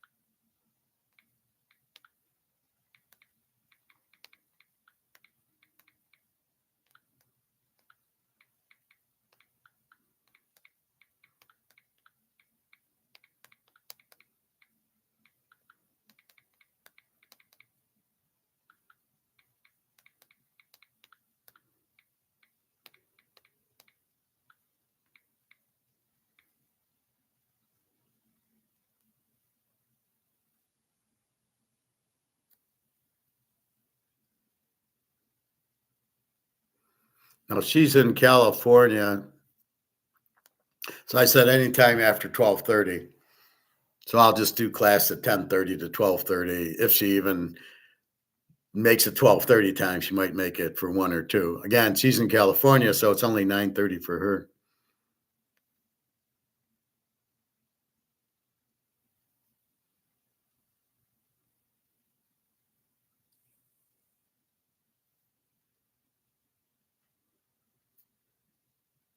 Okay, so that's good.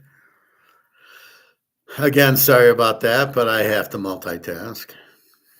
So what we see is Air Force is a much better under team the last 4 weeks. So it's not like a fluke 1 week, like UCLA is kind of, and then they get in against Indiana and Ohio State and they're not scoring, but against these others they are.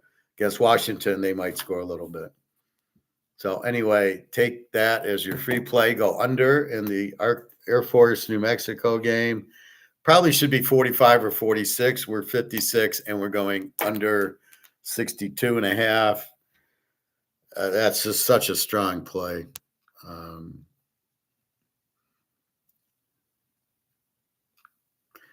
That's what you love.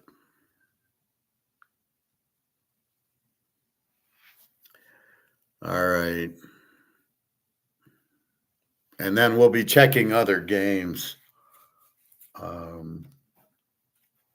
Utah State, Fresno State, San Jose State. I don't know. They got hot and then they don't score. And again, I was just doing the Mountain West. So,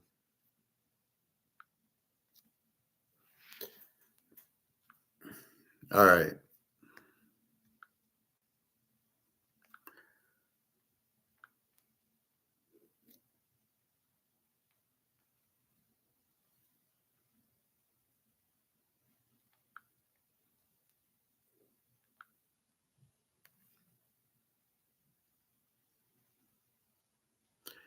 Here's a Here's an alligator one. It's a new one. Bullion banks just went out. So, any other questions or comments on football, let me know. Otherwise, we'll start getting into a little economics. It's been 2 hours, so not going to spend a lot of time.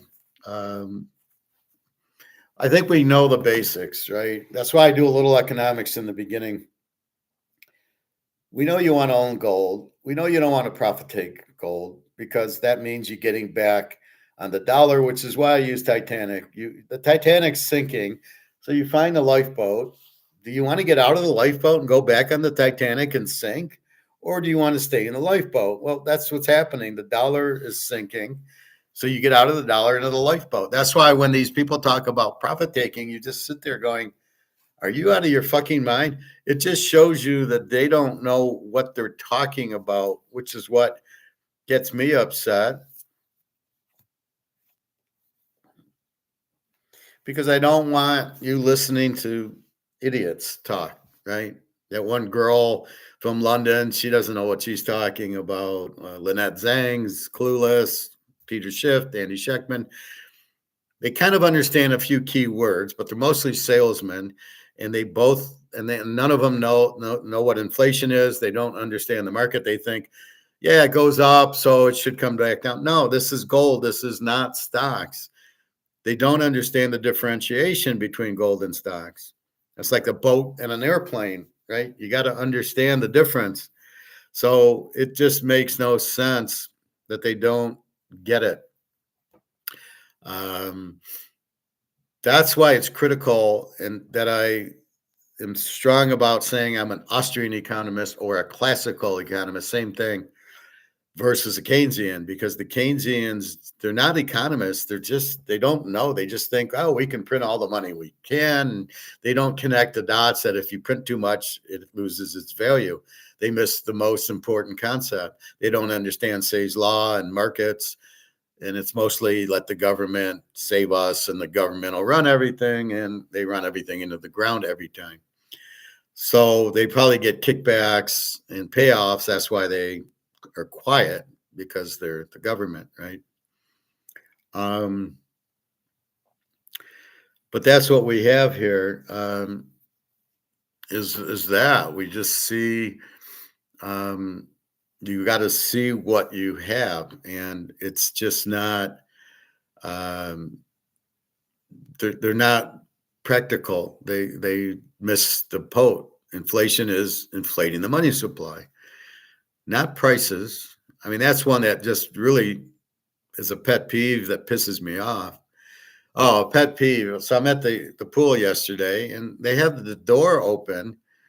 It's freezing, and there was like 45 degrees outside, so they're letting the cold air come in. So I go to the lifeguard in the lap pool, and I said, "Can you close the door?" She said, "Well, we're having problems with the ventilation, and it's like 90 degrees in here."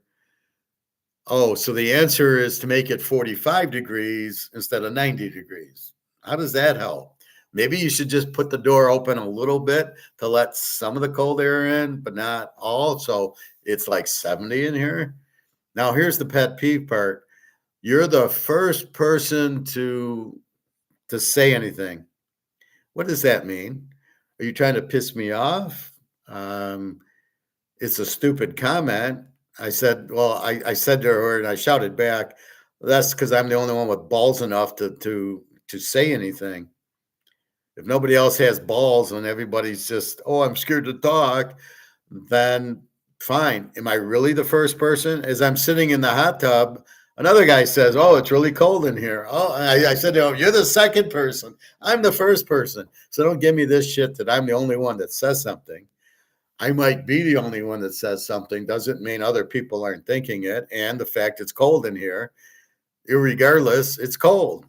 So shut the fuck up and close the door. So she did close the door. But what is this comment? You're the first person to say anything. Am I also the first person to predict gold to go to 4,000? Well, nobody else says gold's going to go past 2,000. Again, I hate that. You're the first person to say it. So what does that mean? I shouldn't say it? I should shut up? Not me. I don't shut up. I say what I feel. Anyway, so that's what's going on. So we get to comex, which is paper gold, not physical. And so we see it dropping, and it's very frustrating. Very frustrating. And that's all you can say. It's just why is comex, again, that's my title, playing games. Why is it going down? Why did gold and silver both go down a lot at the same exact time? I think it was yesterday. They're nice and how silver was like 52, and all of a sudden it's 51 at 2 o'clock, and and that's when I went into what's going on. Why is gold and price down today? And that's what I got. Well, they're not lowering interest rates, and the government's back to work, and all this bullshit that has nothing to do with the gold price, because gold's physical, and it's China and Russia and BRICS that have huge demands for it. So therefore, it shouldn't go down. So that's what you have. So that's the big problem with comex. It's just price fixed. It's just options and commodities. It's not real price. It's not a paper. It's a physical. It's not a physical price. It's a paper. So it's done with options, not based on the market coming to the grocery store and buying or saying it's too expensive, we're not buying. That's how you see sales at the grocery store. It's not selling. The grocery store pays the vendor for, Oreo cookies. But if they don't sell the Oreo cookies, the grocery store is fucked, because the grocery store is the one doing it. So I go to this more expensive grocery store for my meat, where it's actually cheaper than going to Meijer's and better quality, but everything else in the store is very expensive. And I noticed that everything was very expensive at the grocery store. And so we see what happens, but ask yourself why. Well, because at the grocery store, they can't sell their items because they're too expensive to start with. So they raise their price on these other items, and you're just shaking your head going, they must be going broke, because instead of lowering their price and putting things on sale, they're raising their price.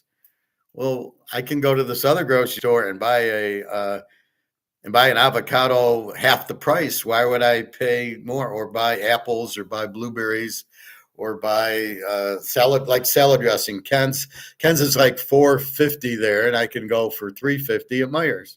And a lot of times it's on sale, or go to Walmart. Why do I need to go there? Oh, I won't get into my car and drive 2 miles. Well, when I go to swim, I can stop at a grocery store. When I come back, I can take a different route and go to a different. So I'm still going to the pool every day. It doesn't matter. But again, you can see it. And so instead of lowering their prices, putting things on sale to generate the revenue they need, because they got to pay, because they paid the vendors, they're doing something else. They're not doing it. They're raising prices, which all that does is chase people out, and sales will not go up. They will not. Again, it's quantity times price. So We have, oh, let's look at this. So we have 10 bottles of this at $10 is $100. Well, we raised prices to 20. So to get the same 100, we need to sell 5 of these. Are we going to sell 5 to get the same 100? But when people do their calculations, they go, well, if we can sell 10 for 10, we can sell 10 for 20. And this is what Vegas is trying to, in their delusional state, thinking, well, we'll get 20, we'll sell 10 bottles for 20 instead of 10 for 10. But in reality, they don't sell any for 20. People pay 10, they won't pay 20. Maybe they get 1 or 2 buyers who must have Canadian Club. Otherwise, you just go to Crown Royal or Jack Daniels or any of the other ones, Dewar's, and you buy those whiskeys because they're cheaper. So then you got $20 and 1 buyer's 20 versus 10, and you get 10 buyers for 100. So what do you rather make, $100 or 20? But you will not get the same quantity sold at the higher price. And that's what this grocery store is doing. They're sitting there dicking around, raising prices, and they're going to lose quantity. You're not going to keep quantity. It doesn't work that way. Now, usually, here comes Thanksgiving next week. And what you'll see with Thanksgiving is people will want stuffing and they'll want, so you have demands, right? Stuffing, pop, turkeys. And what do you normally see is the turkey on sale, the stuffing on sale, the pumpkin pies. There's a huge supply because they know demand's up because it's Thanksgiving. I'm going to get a pumpkin pie and some ice cream and Cool Whip and what do you make? Sweet potatoes and turkey and stuffing and cranberries. So all those items they bring in and then they put them on sale because they know the demand's high for them. And they might lower the prices on steaks and ribs because they know you're not going to sell any. So I better lower the price. So I'll keep my eye on that. Now, I don't make turkeys. I could. I'll probably make chicken. I don't really make turkeys because I'm by myself until Daria or Jenna or somebody comes here. So I'm not going to make a 10-pound turkey and eat turkey for the next 3 weeks. So I won't do that. But, I can, I might make a roast because that takes an hour and a half broiling or baking it in the oven. But a turkey takes like 3 or 4 hours. And I don't want to spend 4 hours making a turkey that I got to eat for a month. So I'll either make chicken or I'll probably do a roast. But I noticed the roasts have gone from $7 to $11. So it'll just be like a holiday roast or Christmas or something. Anyway, that's where everybody doesn't understand Austrian economics and understands Keynesian. We'll raise our prices. If we got 10 bottles at $10, we'll raise the price to 20 and we'll still get the 10 customers. And that's what Vegas doesn't understand, or they understand it and somebody's forcing them to do it. So they go bankrupt and then they can buy Caesar's Palace for $1. Either they're that stupid or they're either so stupid that they think they'll still sell the 10 bottles of whiskey, or they're so stupid that they're going out and then somebody will buy them for $1. I don't know which stupidity they are, but when you raise prices, you lose quantity. So if I raise the whiskey from 10 to 20, I don't sell 10. You're hoping to sell 5, but why would you do that? I want 10 people drinking my whiskey. I want to lower the price and get 20 people buying the whiskey. I don't want 5 people buying it or make it $30 and hope I get 3 buyers. Who in their right mind would think like that? You want more people. Like I say, Teaserking, I could go $1,000 a week. I wouldn't get any buyers. Maybe I'd get 1, but I'm not counting on it. And I'd rather have 50 buyers at the $100 than 1 buyer at the $1,000. I mean, that just makes the more you're running a business, you want to get more people in. You don't want to get less. So what Vegas is doing shows you that whoever's running it is a total freaking idiot. The MGM, Caesars, all these, and their answer is, well, I got to pay rent. Well, you're not going to pay rent by raising prices. The only way you're going to pay rent is to lower prices, to get rid of it. So in other words, so let's call this Vegas again. So this is $10. Well, we're going to add $1 for parking, and we're going to add $1 for the hotel, and we're going to add $2 for the food, and we're going to add $2 for the liquor that was free. So it's now, we'll just call it $20, right? So it's still $10 for the bottle, but now with all the bullshit, let's call it 20. Are you still going to get the 10 people? No, because again, you're still making it $20. You'll be lucky to get 5 people and break even from the 10 you had. So why would I raise the price of this? I know I'm going to lose volume, but when I'm in Vegas, I want to get more volume. I got restaurants and liquor and the game and slot machines and football games. I want people in. I want people shopping, buying Caesar's Palace T-shirts and everything. I want more people in. I don't want to make the price higher and have nobody, which is what they've done. And they lose all the peripheral sales. So the idiot on Wall Street saying, "Well, if we charge more, it's okay. We just get the whales. The whales aren't coming. What are you kidding me? The whales will find their own place."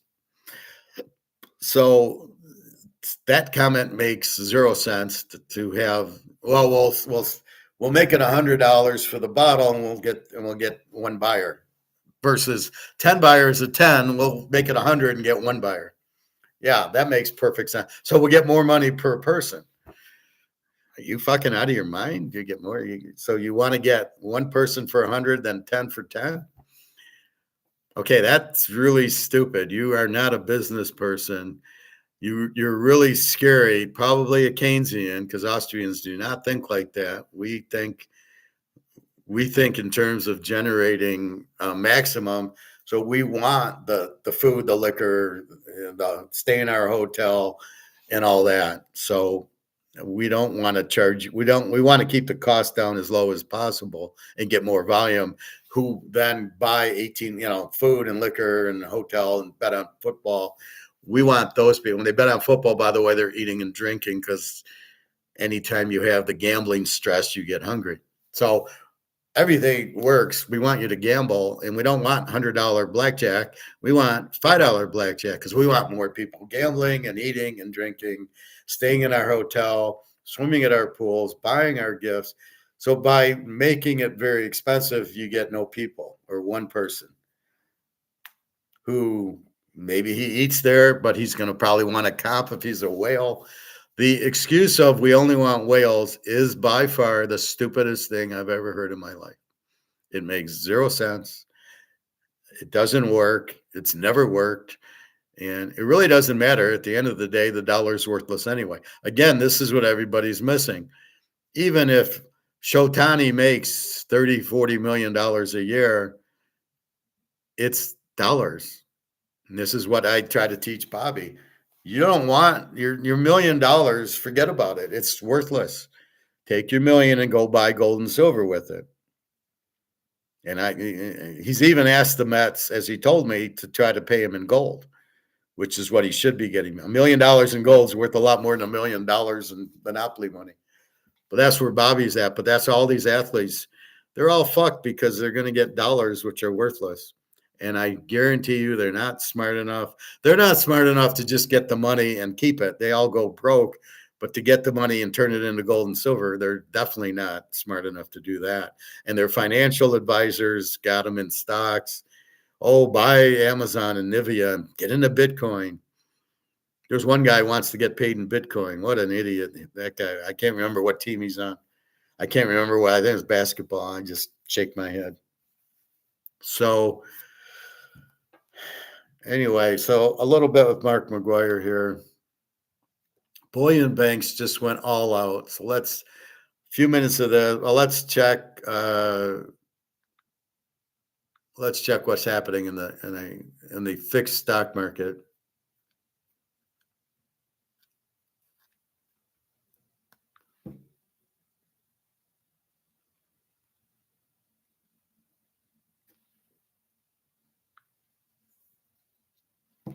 Stock market's down 260 today at 142, which is what it's at.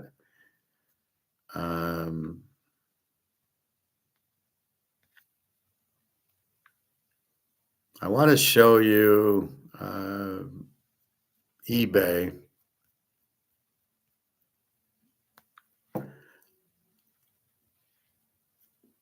So I'm looking at silver. It's like 60. I was just checking the prices. So you can get a quarter ounce now 1100 roughly, 1082, 1084. I was just checking on quarter ounces. Now I used to pay $300 for the quarter ounce. Would I profit take one? Not a chance. These are not to be profit taked because then you get back into this, which is what we're trying to get out of. So why would you get back into it?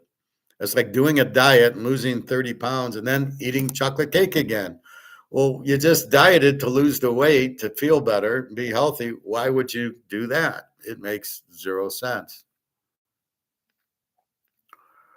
Um, anyway, so I was looking at that, and silver's about $60. I was seeing how short they are to see if the prices, but silver is definitely upper 50s. Well, silver is a $50 item. Let's check our gold. I think I just passed it. Our gold right now, oh, it's up 40.72, silver 50.79. What's at the game? So it goes down to 4,002, and now it's up to 4,071. What is this? What is this? This makes no sense. Silver was down to 49 something yesterday, back to 50, almost 51. What's going on here? Why is this allowed? I mean, this is worse than fixing a basketball game, right? The game's fixed, we know it. This is fixed, we know it. Why do they keep letting it go? Why do they let JP Morgan run it? Why doesn't the government step in and say this is the end of it? And since they wouldn't, the people that did with China. So China comes in and says, we'll end it. We're going to have everything in gold and we're going to make everything like that. Let's see.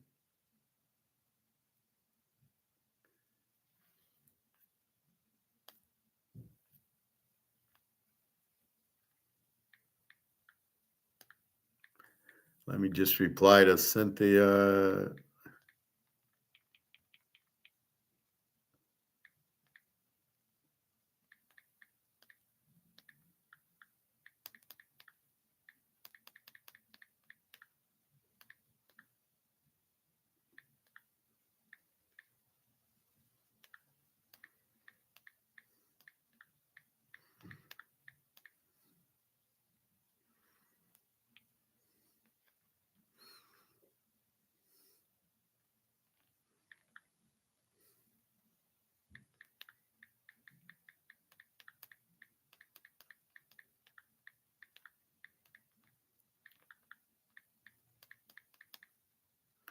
So 2 p.m. Thursday.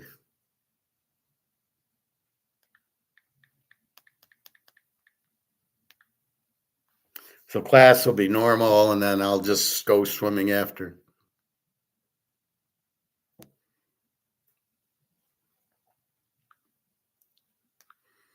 So let's go to Mark McGuire or Alligator. Bullion banks' final war on the dollar. Bullion banks just went all out. It's 12 minutes. We'll probably play 6 or 7 minutes of it and we'll call it a game. It's 2.5. We have no time limit here. I respect your time. And the beauty of this is you can either comment live or you can watch it tonight. You can watch it whenever you want to watch it. But I do try to be thorough on football, which I know is our primary, and then the gold, which is our secondary. But keeping you out of being broke in dollars is my primary concern above anything else. So get out of the dollar, get into gold and silver. And we're just getting really close to the end of the dollar. Now they keep saying the end of the dollar system. Well, all that means is that if we switch to gold, we don't care about fiat. As long as we have the medium of exchange and we get paid for goods and we use them, as long as you have that, then that's all. That's the important thing. And that won't go away. Say's law, the medium of exchange will always be there. It's just what do you use as the medium? And right now the dollar is worthless. So we're getting out of the dollars into gold and silver, which will go up in value. So it's not only protection, but it's also it's a double, because it's not only you're not going to lose money in dollars, you're going to make money in the gold and silver. And again, it's lost 99.5% of its value. How the fuck can it go down so gold goes up? No, gold's going up because of huge demand and low supply. That's why gold's going up. All right, let's watch Alligator.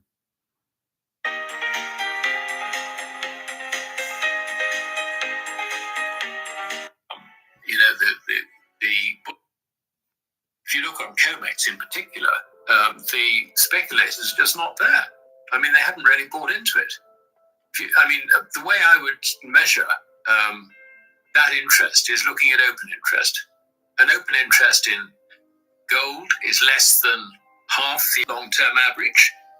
Open interest in silver is roughly at the long-term average. I mean, there are obviously a few speculators in there, hedge funds, whatever. Not all that many. So this shakeout, it looks sort of suspiciously coordinated. I don't mean that, over the weekend, various bullion banks got together and had a meeting and decided to bash the market. But you do get this feeling, when you're a jobber. I mean, I've known jobbers, which is really what they do. I mean, the market maker is a jobber, basically. I've known these guys. I've been on the other side of them since 1970. And they do have this sense, if you like, in the market when it's right to bash the price of something which they're short of. It's almost like a second sense. And if they haven't got it, they're not going to survive terribly long in whatever they're dealing in. So if one good dealer has got the feeling this is the moment when it's going to come off, the others also have the same feeling. So you get this sort of compounding effect. And of course, I think what the buyers are doing in this, and remember, we're not talking retail market here, we're talking about wholesale market, and we're talking about big derivatives. The buyers, I think, they would just sit on their hands and watch this play out a bit before they decide, shall we buy some? And if so, what's the level? And so on and so forth. So, this is why I think this shakeout has been so severe. I mean, I'm looking at what's happened in silver. I mean, silver is down nearly 7%. Platinum's down 5.7%. Palladium down 5.3%. And gold, as you said earlier, is 5%. I mean, given the rise that we've seen, this isn't actually all that great. I mean, you would just say, this is volatility. I've always told people, don't trade this market. I mean, you'd be nuts to trade it because the guys on the other end are so powerful. They'll take every cent you've got off you if you're going to trade it. And, the answer basically is that you've got to work out why you're interested in gold and silver. You've got to understand what gold and silver, particularly gold in the current context, what it is. You've got to understand that it is legal money without counterparty risk. Forget what the US Treasury says about gold being a pet rock or whatever. The reality is that in our common law and in everyone's common law, gold is money, it's final settlement, there is no counterparty risk. And the volatility isn't so much in gold. Obviously there's a bit of volatility in gold, but it's mainly in the currencies. So when you see, for example, the People's Bank of China buying gold, the way to look at it is actually they're selling dollars. And no, the way to look at it is they're buying gold. What are they using the dollars for? So you need to buy with something. So I always hate when he does that. This is paper. He's not quite following that this is paper. And if it goes up, it shouldn't go down. It's going up because the physical is going up. And we need to get rid of comex, and we need to get rid of this paper derivative and option bullshit. And if some guy's shorting it because he sees it go up a lot, he's missing the whole point. This is physical going up because it's not, because the real price of physical is here and this is comex down here. So if this goes up a little bit, why would it go down? We haven't got to this point yet, which is probably 25,000, right? Because people at $4,000 are buying it, and at $5,000 they'll be buying it, and at $10,000 they'll be buying it, because this price doesn't matter. We need to get out of this, and we need to get out of this. It doesn't matter what the gold price is. We need to get out of this because these have no value. So if I have 1 million of these or 1 million of these, I have to get out of them. So I don't care what the gold price is, because I'm buying gold because I don't have an option. The longer I hold the bullshit monopoly money, the worse, the more money I lose. So I don't have an option. Whatever the gold price is, I have to buy gold. Now, if I'm not that rich, so the real rich are buying gold and gold. The semi-rich, you make decent money, you're buying, you're going to buy silver, or you're going to buy, that's why I showed you the quarter ounce, $1,100, right? So I'm going to buy the quarter ounce at 1,100 versus the ounce at 41 plus premium, 4,200. So if I went to the store now and it's almost 4,100, I'm paying 4,200. But silver at 51, I'm paying 53, and that's fine. I can afford a lot of silver. Again, you do not pay, some guys like saying, well, even if you don't get 1099, you still owe tax on it. It's like, no, if I don't get 1099, I'm not paying tax on gold and silver. I don't see why I would have to. I didn't buy silver, gold. I didn't sell it. What are you talking about? There's no paper trail. There's no 1099. If you don't get 1099, you're not paying tax. Why would you pay tax on it? Nobody knows you even bought it, and nobody knows you sold it. I sold 20 ounces at $5,000, $100,000. I ain't paying a penny in tax on it. Why would I? Do you know I actually sold it? Absolutely not. I didn't get 1099. Then why the fuck would I pay tax on it? Because then you're really opening up a can of whoop ass, because they don't know, well, wait, I don't have a 1099 that you sold it. Maybe you sold it for $10,000. So you don't even want to go there because there's no proof that you even sold it. Why would you pay for it? So I saw that video today and I was like, you got to be kidding. Who is this idiot? But again, it's not volatile. It's volatile because it's paper and it's options, and they're fucking around and playing games with it. And the people that's shorting it, who has that gut instinct, the variables have changed. Comex, bricks, gold, everything's changed. This is not, I have a hunch it's gone up a lot, I'm going to short it. That's kind of what we're fighting now, because it's gone up from 35 to 4,000 or 4,300. You've got these idiots shorting it, and they don't know what they're doing. They're not buying physical, and they're going to have to deliver what they're shorting. So they're fucked. These are idiots making a few hundred of these. Oh, I made $1,000 shorting it. Yeah, you're still in dollars. They missed the whole boat. You get out of this for gold before this goes to zero. So these guys playing options don't have a fucking clue what they're doing. That's the biggest problem. All right. They have other use for those funds. But basically, they don't want dollars. So that's, if you like, the sort of their gold purchases are almost the small change, which they haven't got any other use for, because they've got quite enough gold. I mean, not necessarily within their reserves, but the nation has lots of gold spread around various accounts, including the People's Liberation Army, the Communist Youth Wing, and so on and so on and so on. So that's the way to look at it. So you've got to think, okay, do I buy gold because I think that paper currencies are going to lose purchasing power? If you think that, then the answer is yes, and you hold it, you hoard it, you tuck it away. We don't think it, we know it. Otherwise, don't mess with it. Forget it. It's a waste. You just have sleepless nights. But if you don't think about that, you're a fucking idiot. because that's what's happening. So why wouldn't you think that the dollar's losing value and you got to get into gold and silver? I mean, that's basic. That's step one. The dollar's worthless, buy gold and silver. If you don't understand that, then what are you doing in finance? What are you doing with options?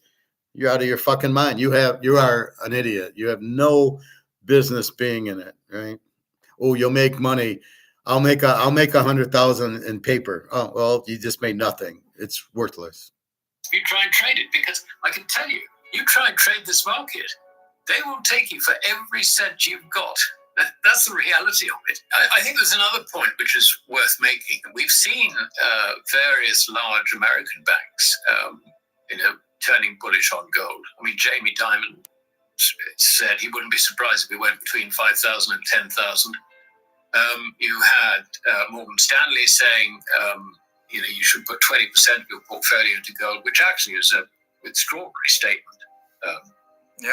from an establishment bank like that. I could imagine that Scott Bessent would sort of phone him up and say, "Why are you messing up my world?" But so they've turned bullish, and from the point of view of market makers, the bullion banks who are trading, if you like, on the right side of the quote, this is not helpful to them at all to have this. So this is why, if someone told me that there was a coordinated move to basically bash gold and silver and also platinum group metals lower, I could believe it. I really could, because what they would want, it's not that they're anti-gold or silver, it's just they want to get their position square. And I think this is a desperate attempt to just do that. Let's try and, get our bears closed a bit, and then at least, we can trade it at a higher level. I think that's all it is. So what he's saying is, if they shorted it at 3,800, they're trying to get the price down to 3,700 so they can get out of their short. So in other words, if you short it, you have to buy it. You have to do both. You can't just sell it without buying it. Just like a stock. If you buy the stock at 50 and it moves, you eventually have to sell it. You can't just, it's not there. But in options, you have to, if you sell it, if you short it at 3,800, you got to buy it, and you want to buy it at 3,700. So a lot of what he just said is they're trying to push the price down, but they don't understand what they're doing. And anybody stupid enough to short gold and silver in this market with the huge demand has to be a freaking moron. Who would short something that's in huge demand? Only an idiot would do that. Nobody with a right mind who understands economics would ever short something that's in huge demand. That's what's going on, if you like, in London and New York. The central bank community, particularly in the global south, BRICS and so on and so forth, they can see what China is doing. With the SGE opening vaults in Hong Kong and also Saudi Arabia, and there are probably plans for other ones, or certainly facilities elsewhere, whereby gold can be exchanged for yuan. This is setting up a system which will allow the Chinese, if it's necessary, to protect the yuan's value by turning it into a gold substitute. But that will be at the international trade level. The idea that individuals in China will be allowed to, have a gold exchange, if you like, for their yuan. I mean, I don't see that at all. Absolutely, it'll happen, because when the yuan collapses, because they print the fuck out of that, and Evergrande and all the banks going out, they'll have to allow the citizens to use their gold. The citizens have bought the gold. They don't want yuan, which is worthless, just like the dollar and the euro and every other paper currency.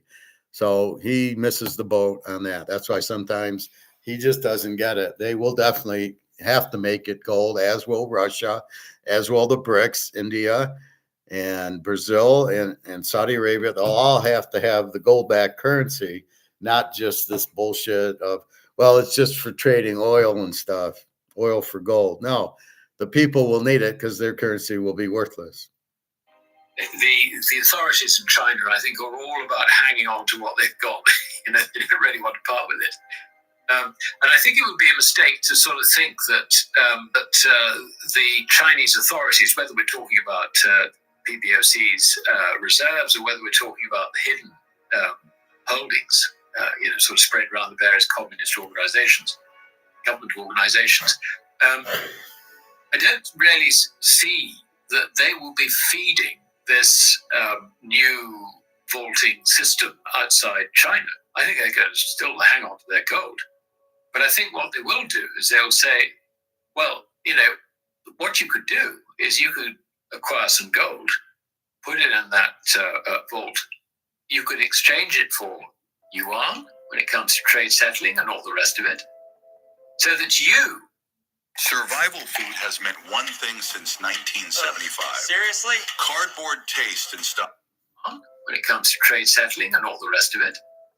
So that you foreign country, have the facility to trade in a gold-backed yuan. And, they will set the rate at some stage. I think that's inevitably what's going to happen. And it doesn't really require China to part with some of its gold. Maybe a small amount, but basically, I think the idea is to make the yuan, if you like, the dollar's replacement. And this one will be a lot more secure than the dollar. I think that's the important thing. And as the dollar declines, we're coming to, there's no doubt in my mind that we're coming to the end of the fiat currency system. The Chinese, I think, are perfectly aware of this. And they want to protect their currency. They want to protect, their position. And how the fuck are they going to do that when they've printed their money more than we printed our money? He misses the point. You can't print the money. If it's the end of the fiat system, it's the end of all the fiat systems, including the Chinese, the Russians, the Indians. All their dollars are worthless. Also, everybody's dollar is worthless. That's why they're buying gold, and the Russians and the Indians, because their dollar's worthless. So what the fuck is he talking about?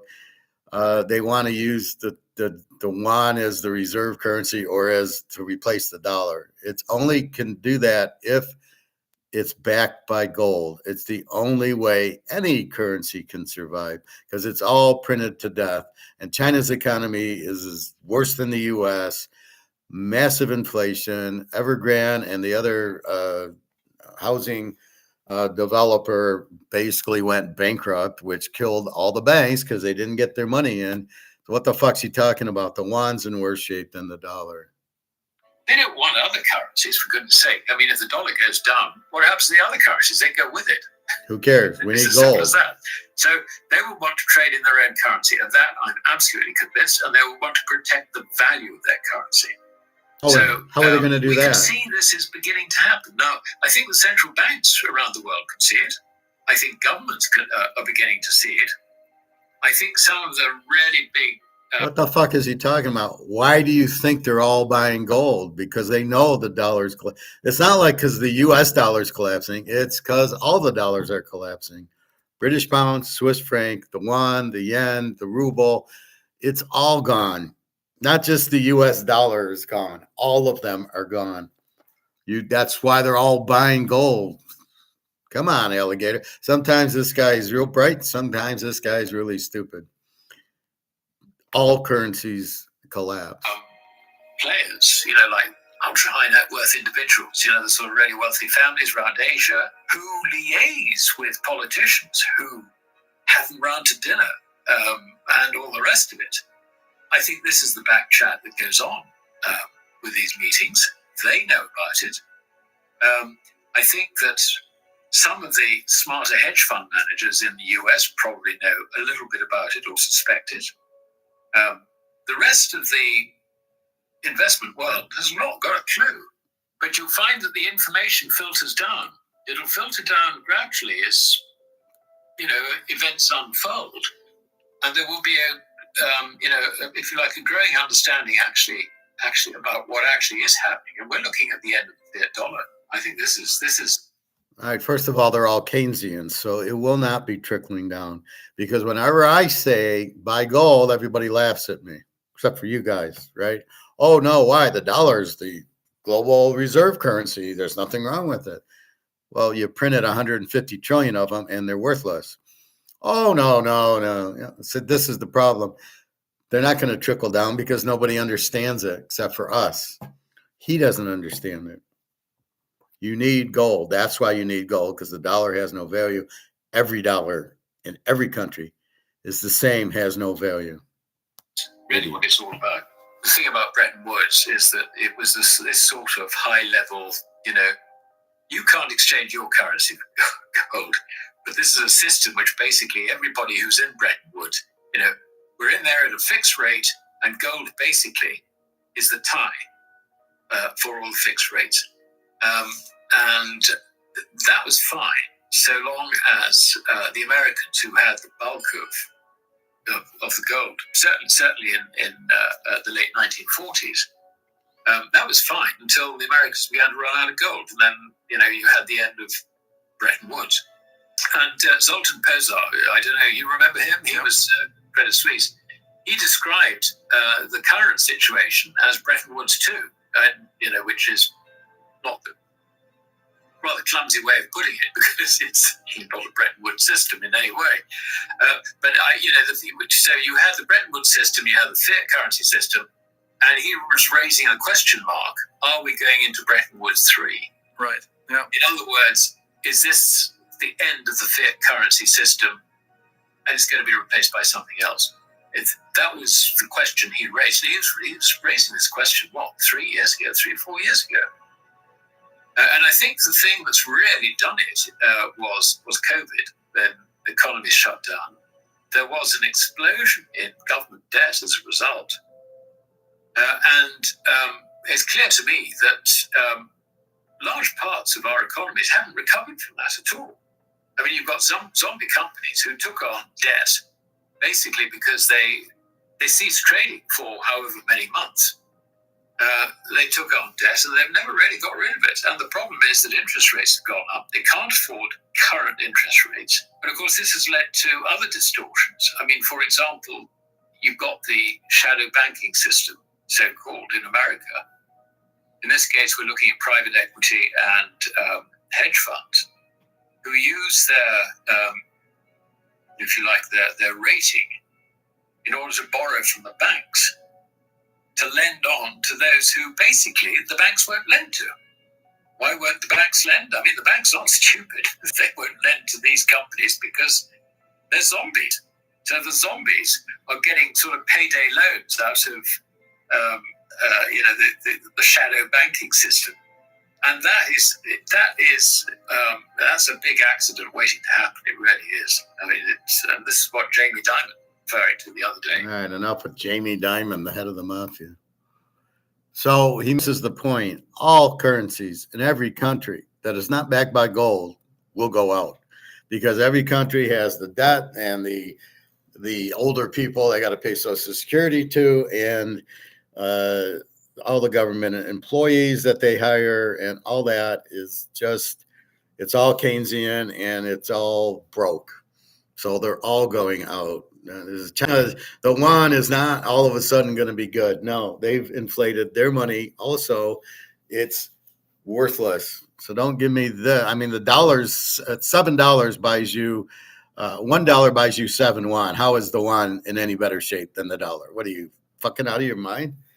So this is where I get after Alligator sometimes. He doesn't understand. Anyway. So we did watch this, Mark McGuire, 8,000. We'll see Friday, but it'll be another stupid episode. I was watching the Colonel and Venezuela, we need another war in Venezuela so we can steal their oil. Why don't we just try doing business with these people? Oh, you got oil? Can I buy it? No, let's go to war.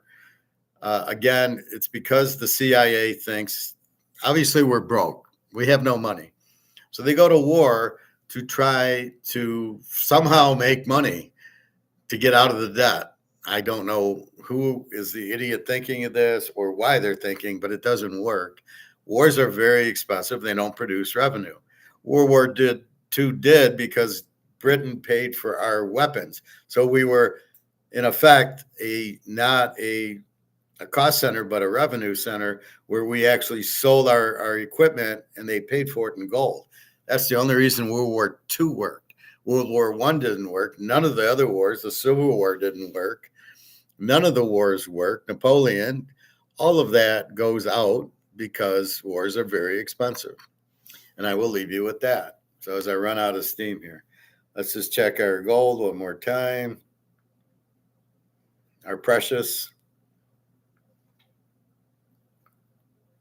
All right, I'll leave you with this. Now, yesterday, right about now, it tanked $50. And you can see it there. But here, all right, we're 4074 on the way to 4100, on the way to 5,000. And this is 5095 on its way back to 53, back to 55.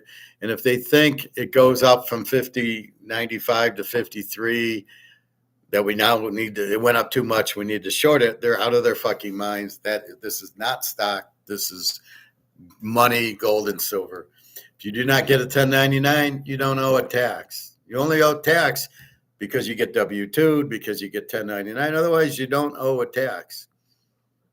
I mean, that's just the way it is, because they don't even know about it. So why would you pay tax on it? Anyway, so keep that in mind. All right, I will leave you with that. So your free play, I figured out Air Force under 57 is 63.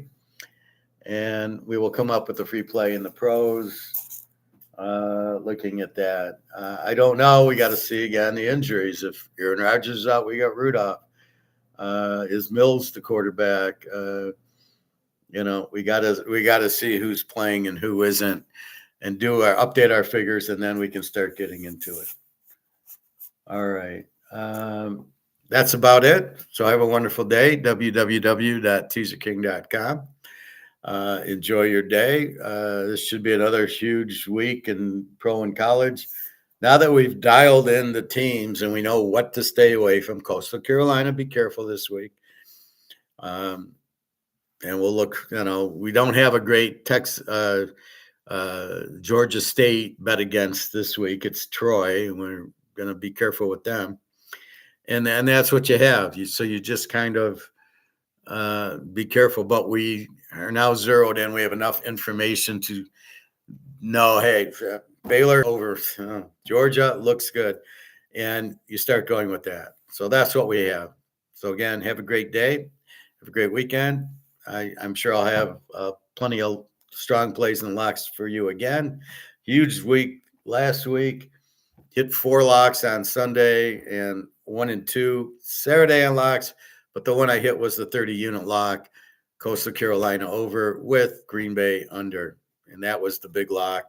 And again, I don't have to go 50% as long as I hit my big games and lose my little games. I'm still a winner. And that's really the secret. And then putting the big games like Coastal Carolina in multiple teasers and the Packers and the Eagles and Baltimore and Buffalo over. And that's the key to it, putting them in multiple teasers. All right. I will have a good day. I will talk to you tomorrow. Interview Thursday shouldn't bother us. So off we go. So check your gold and silver. Careful of the stock market. It's going to collapse anytime because there's no earnings. The money's no good. The money's gone. It's worthless. Now, they won't tell you that. They're not going to come out and say the money's worthless. I'm going to come out and tell you it. You can see the gold price going up, and a lot of that is because of BRICS demand and central banks. And just ask yourself, why is BRICS buying gold and not Bitcoin? Or why are they getting out of the dollar? Well, because they know it's worthless. So just use logic and you're fine. All right. Have a great day. www.teaserking.com. All right. Take care, everybody.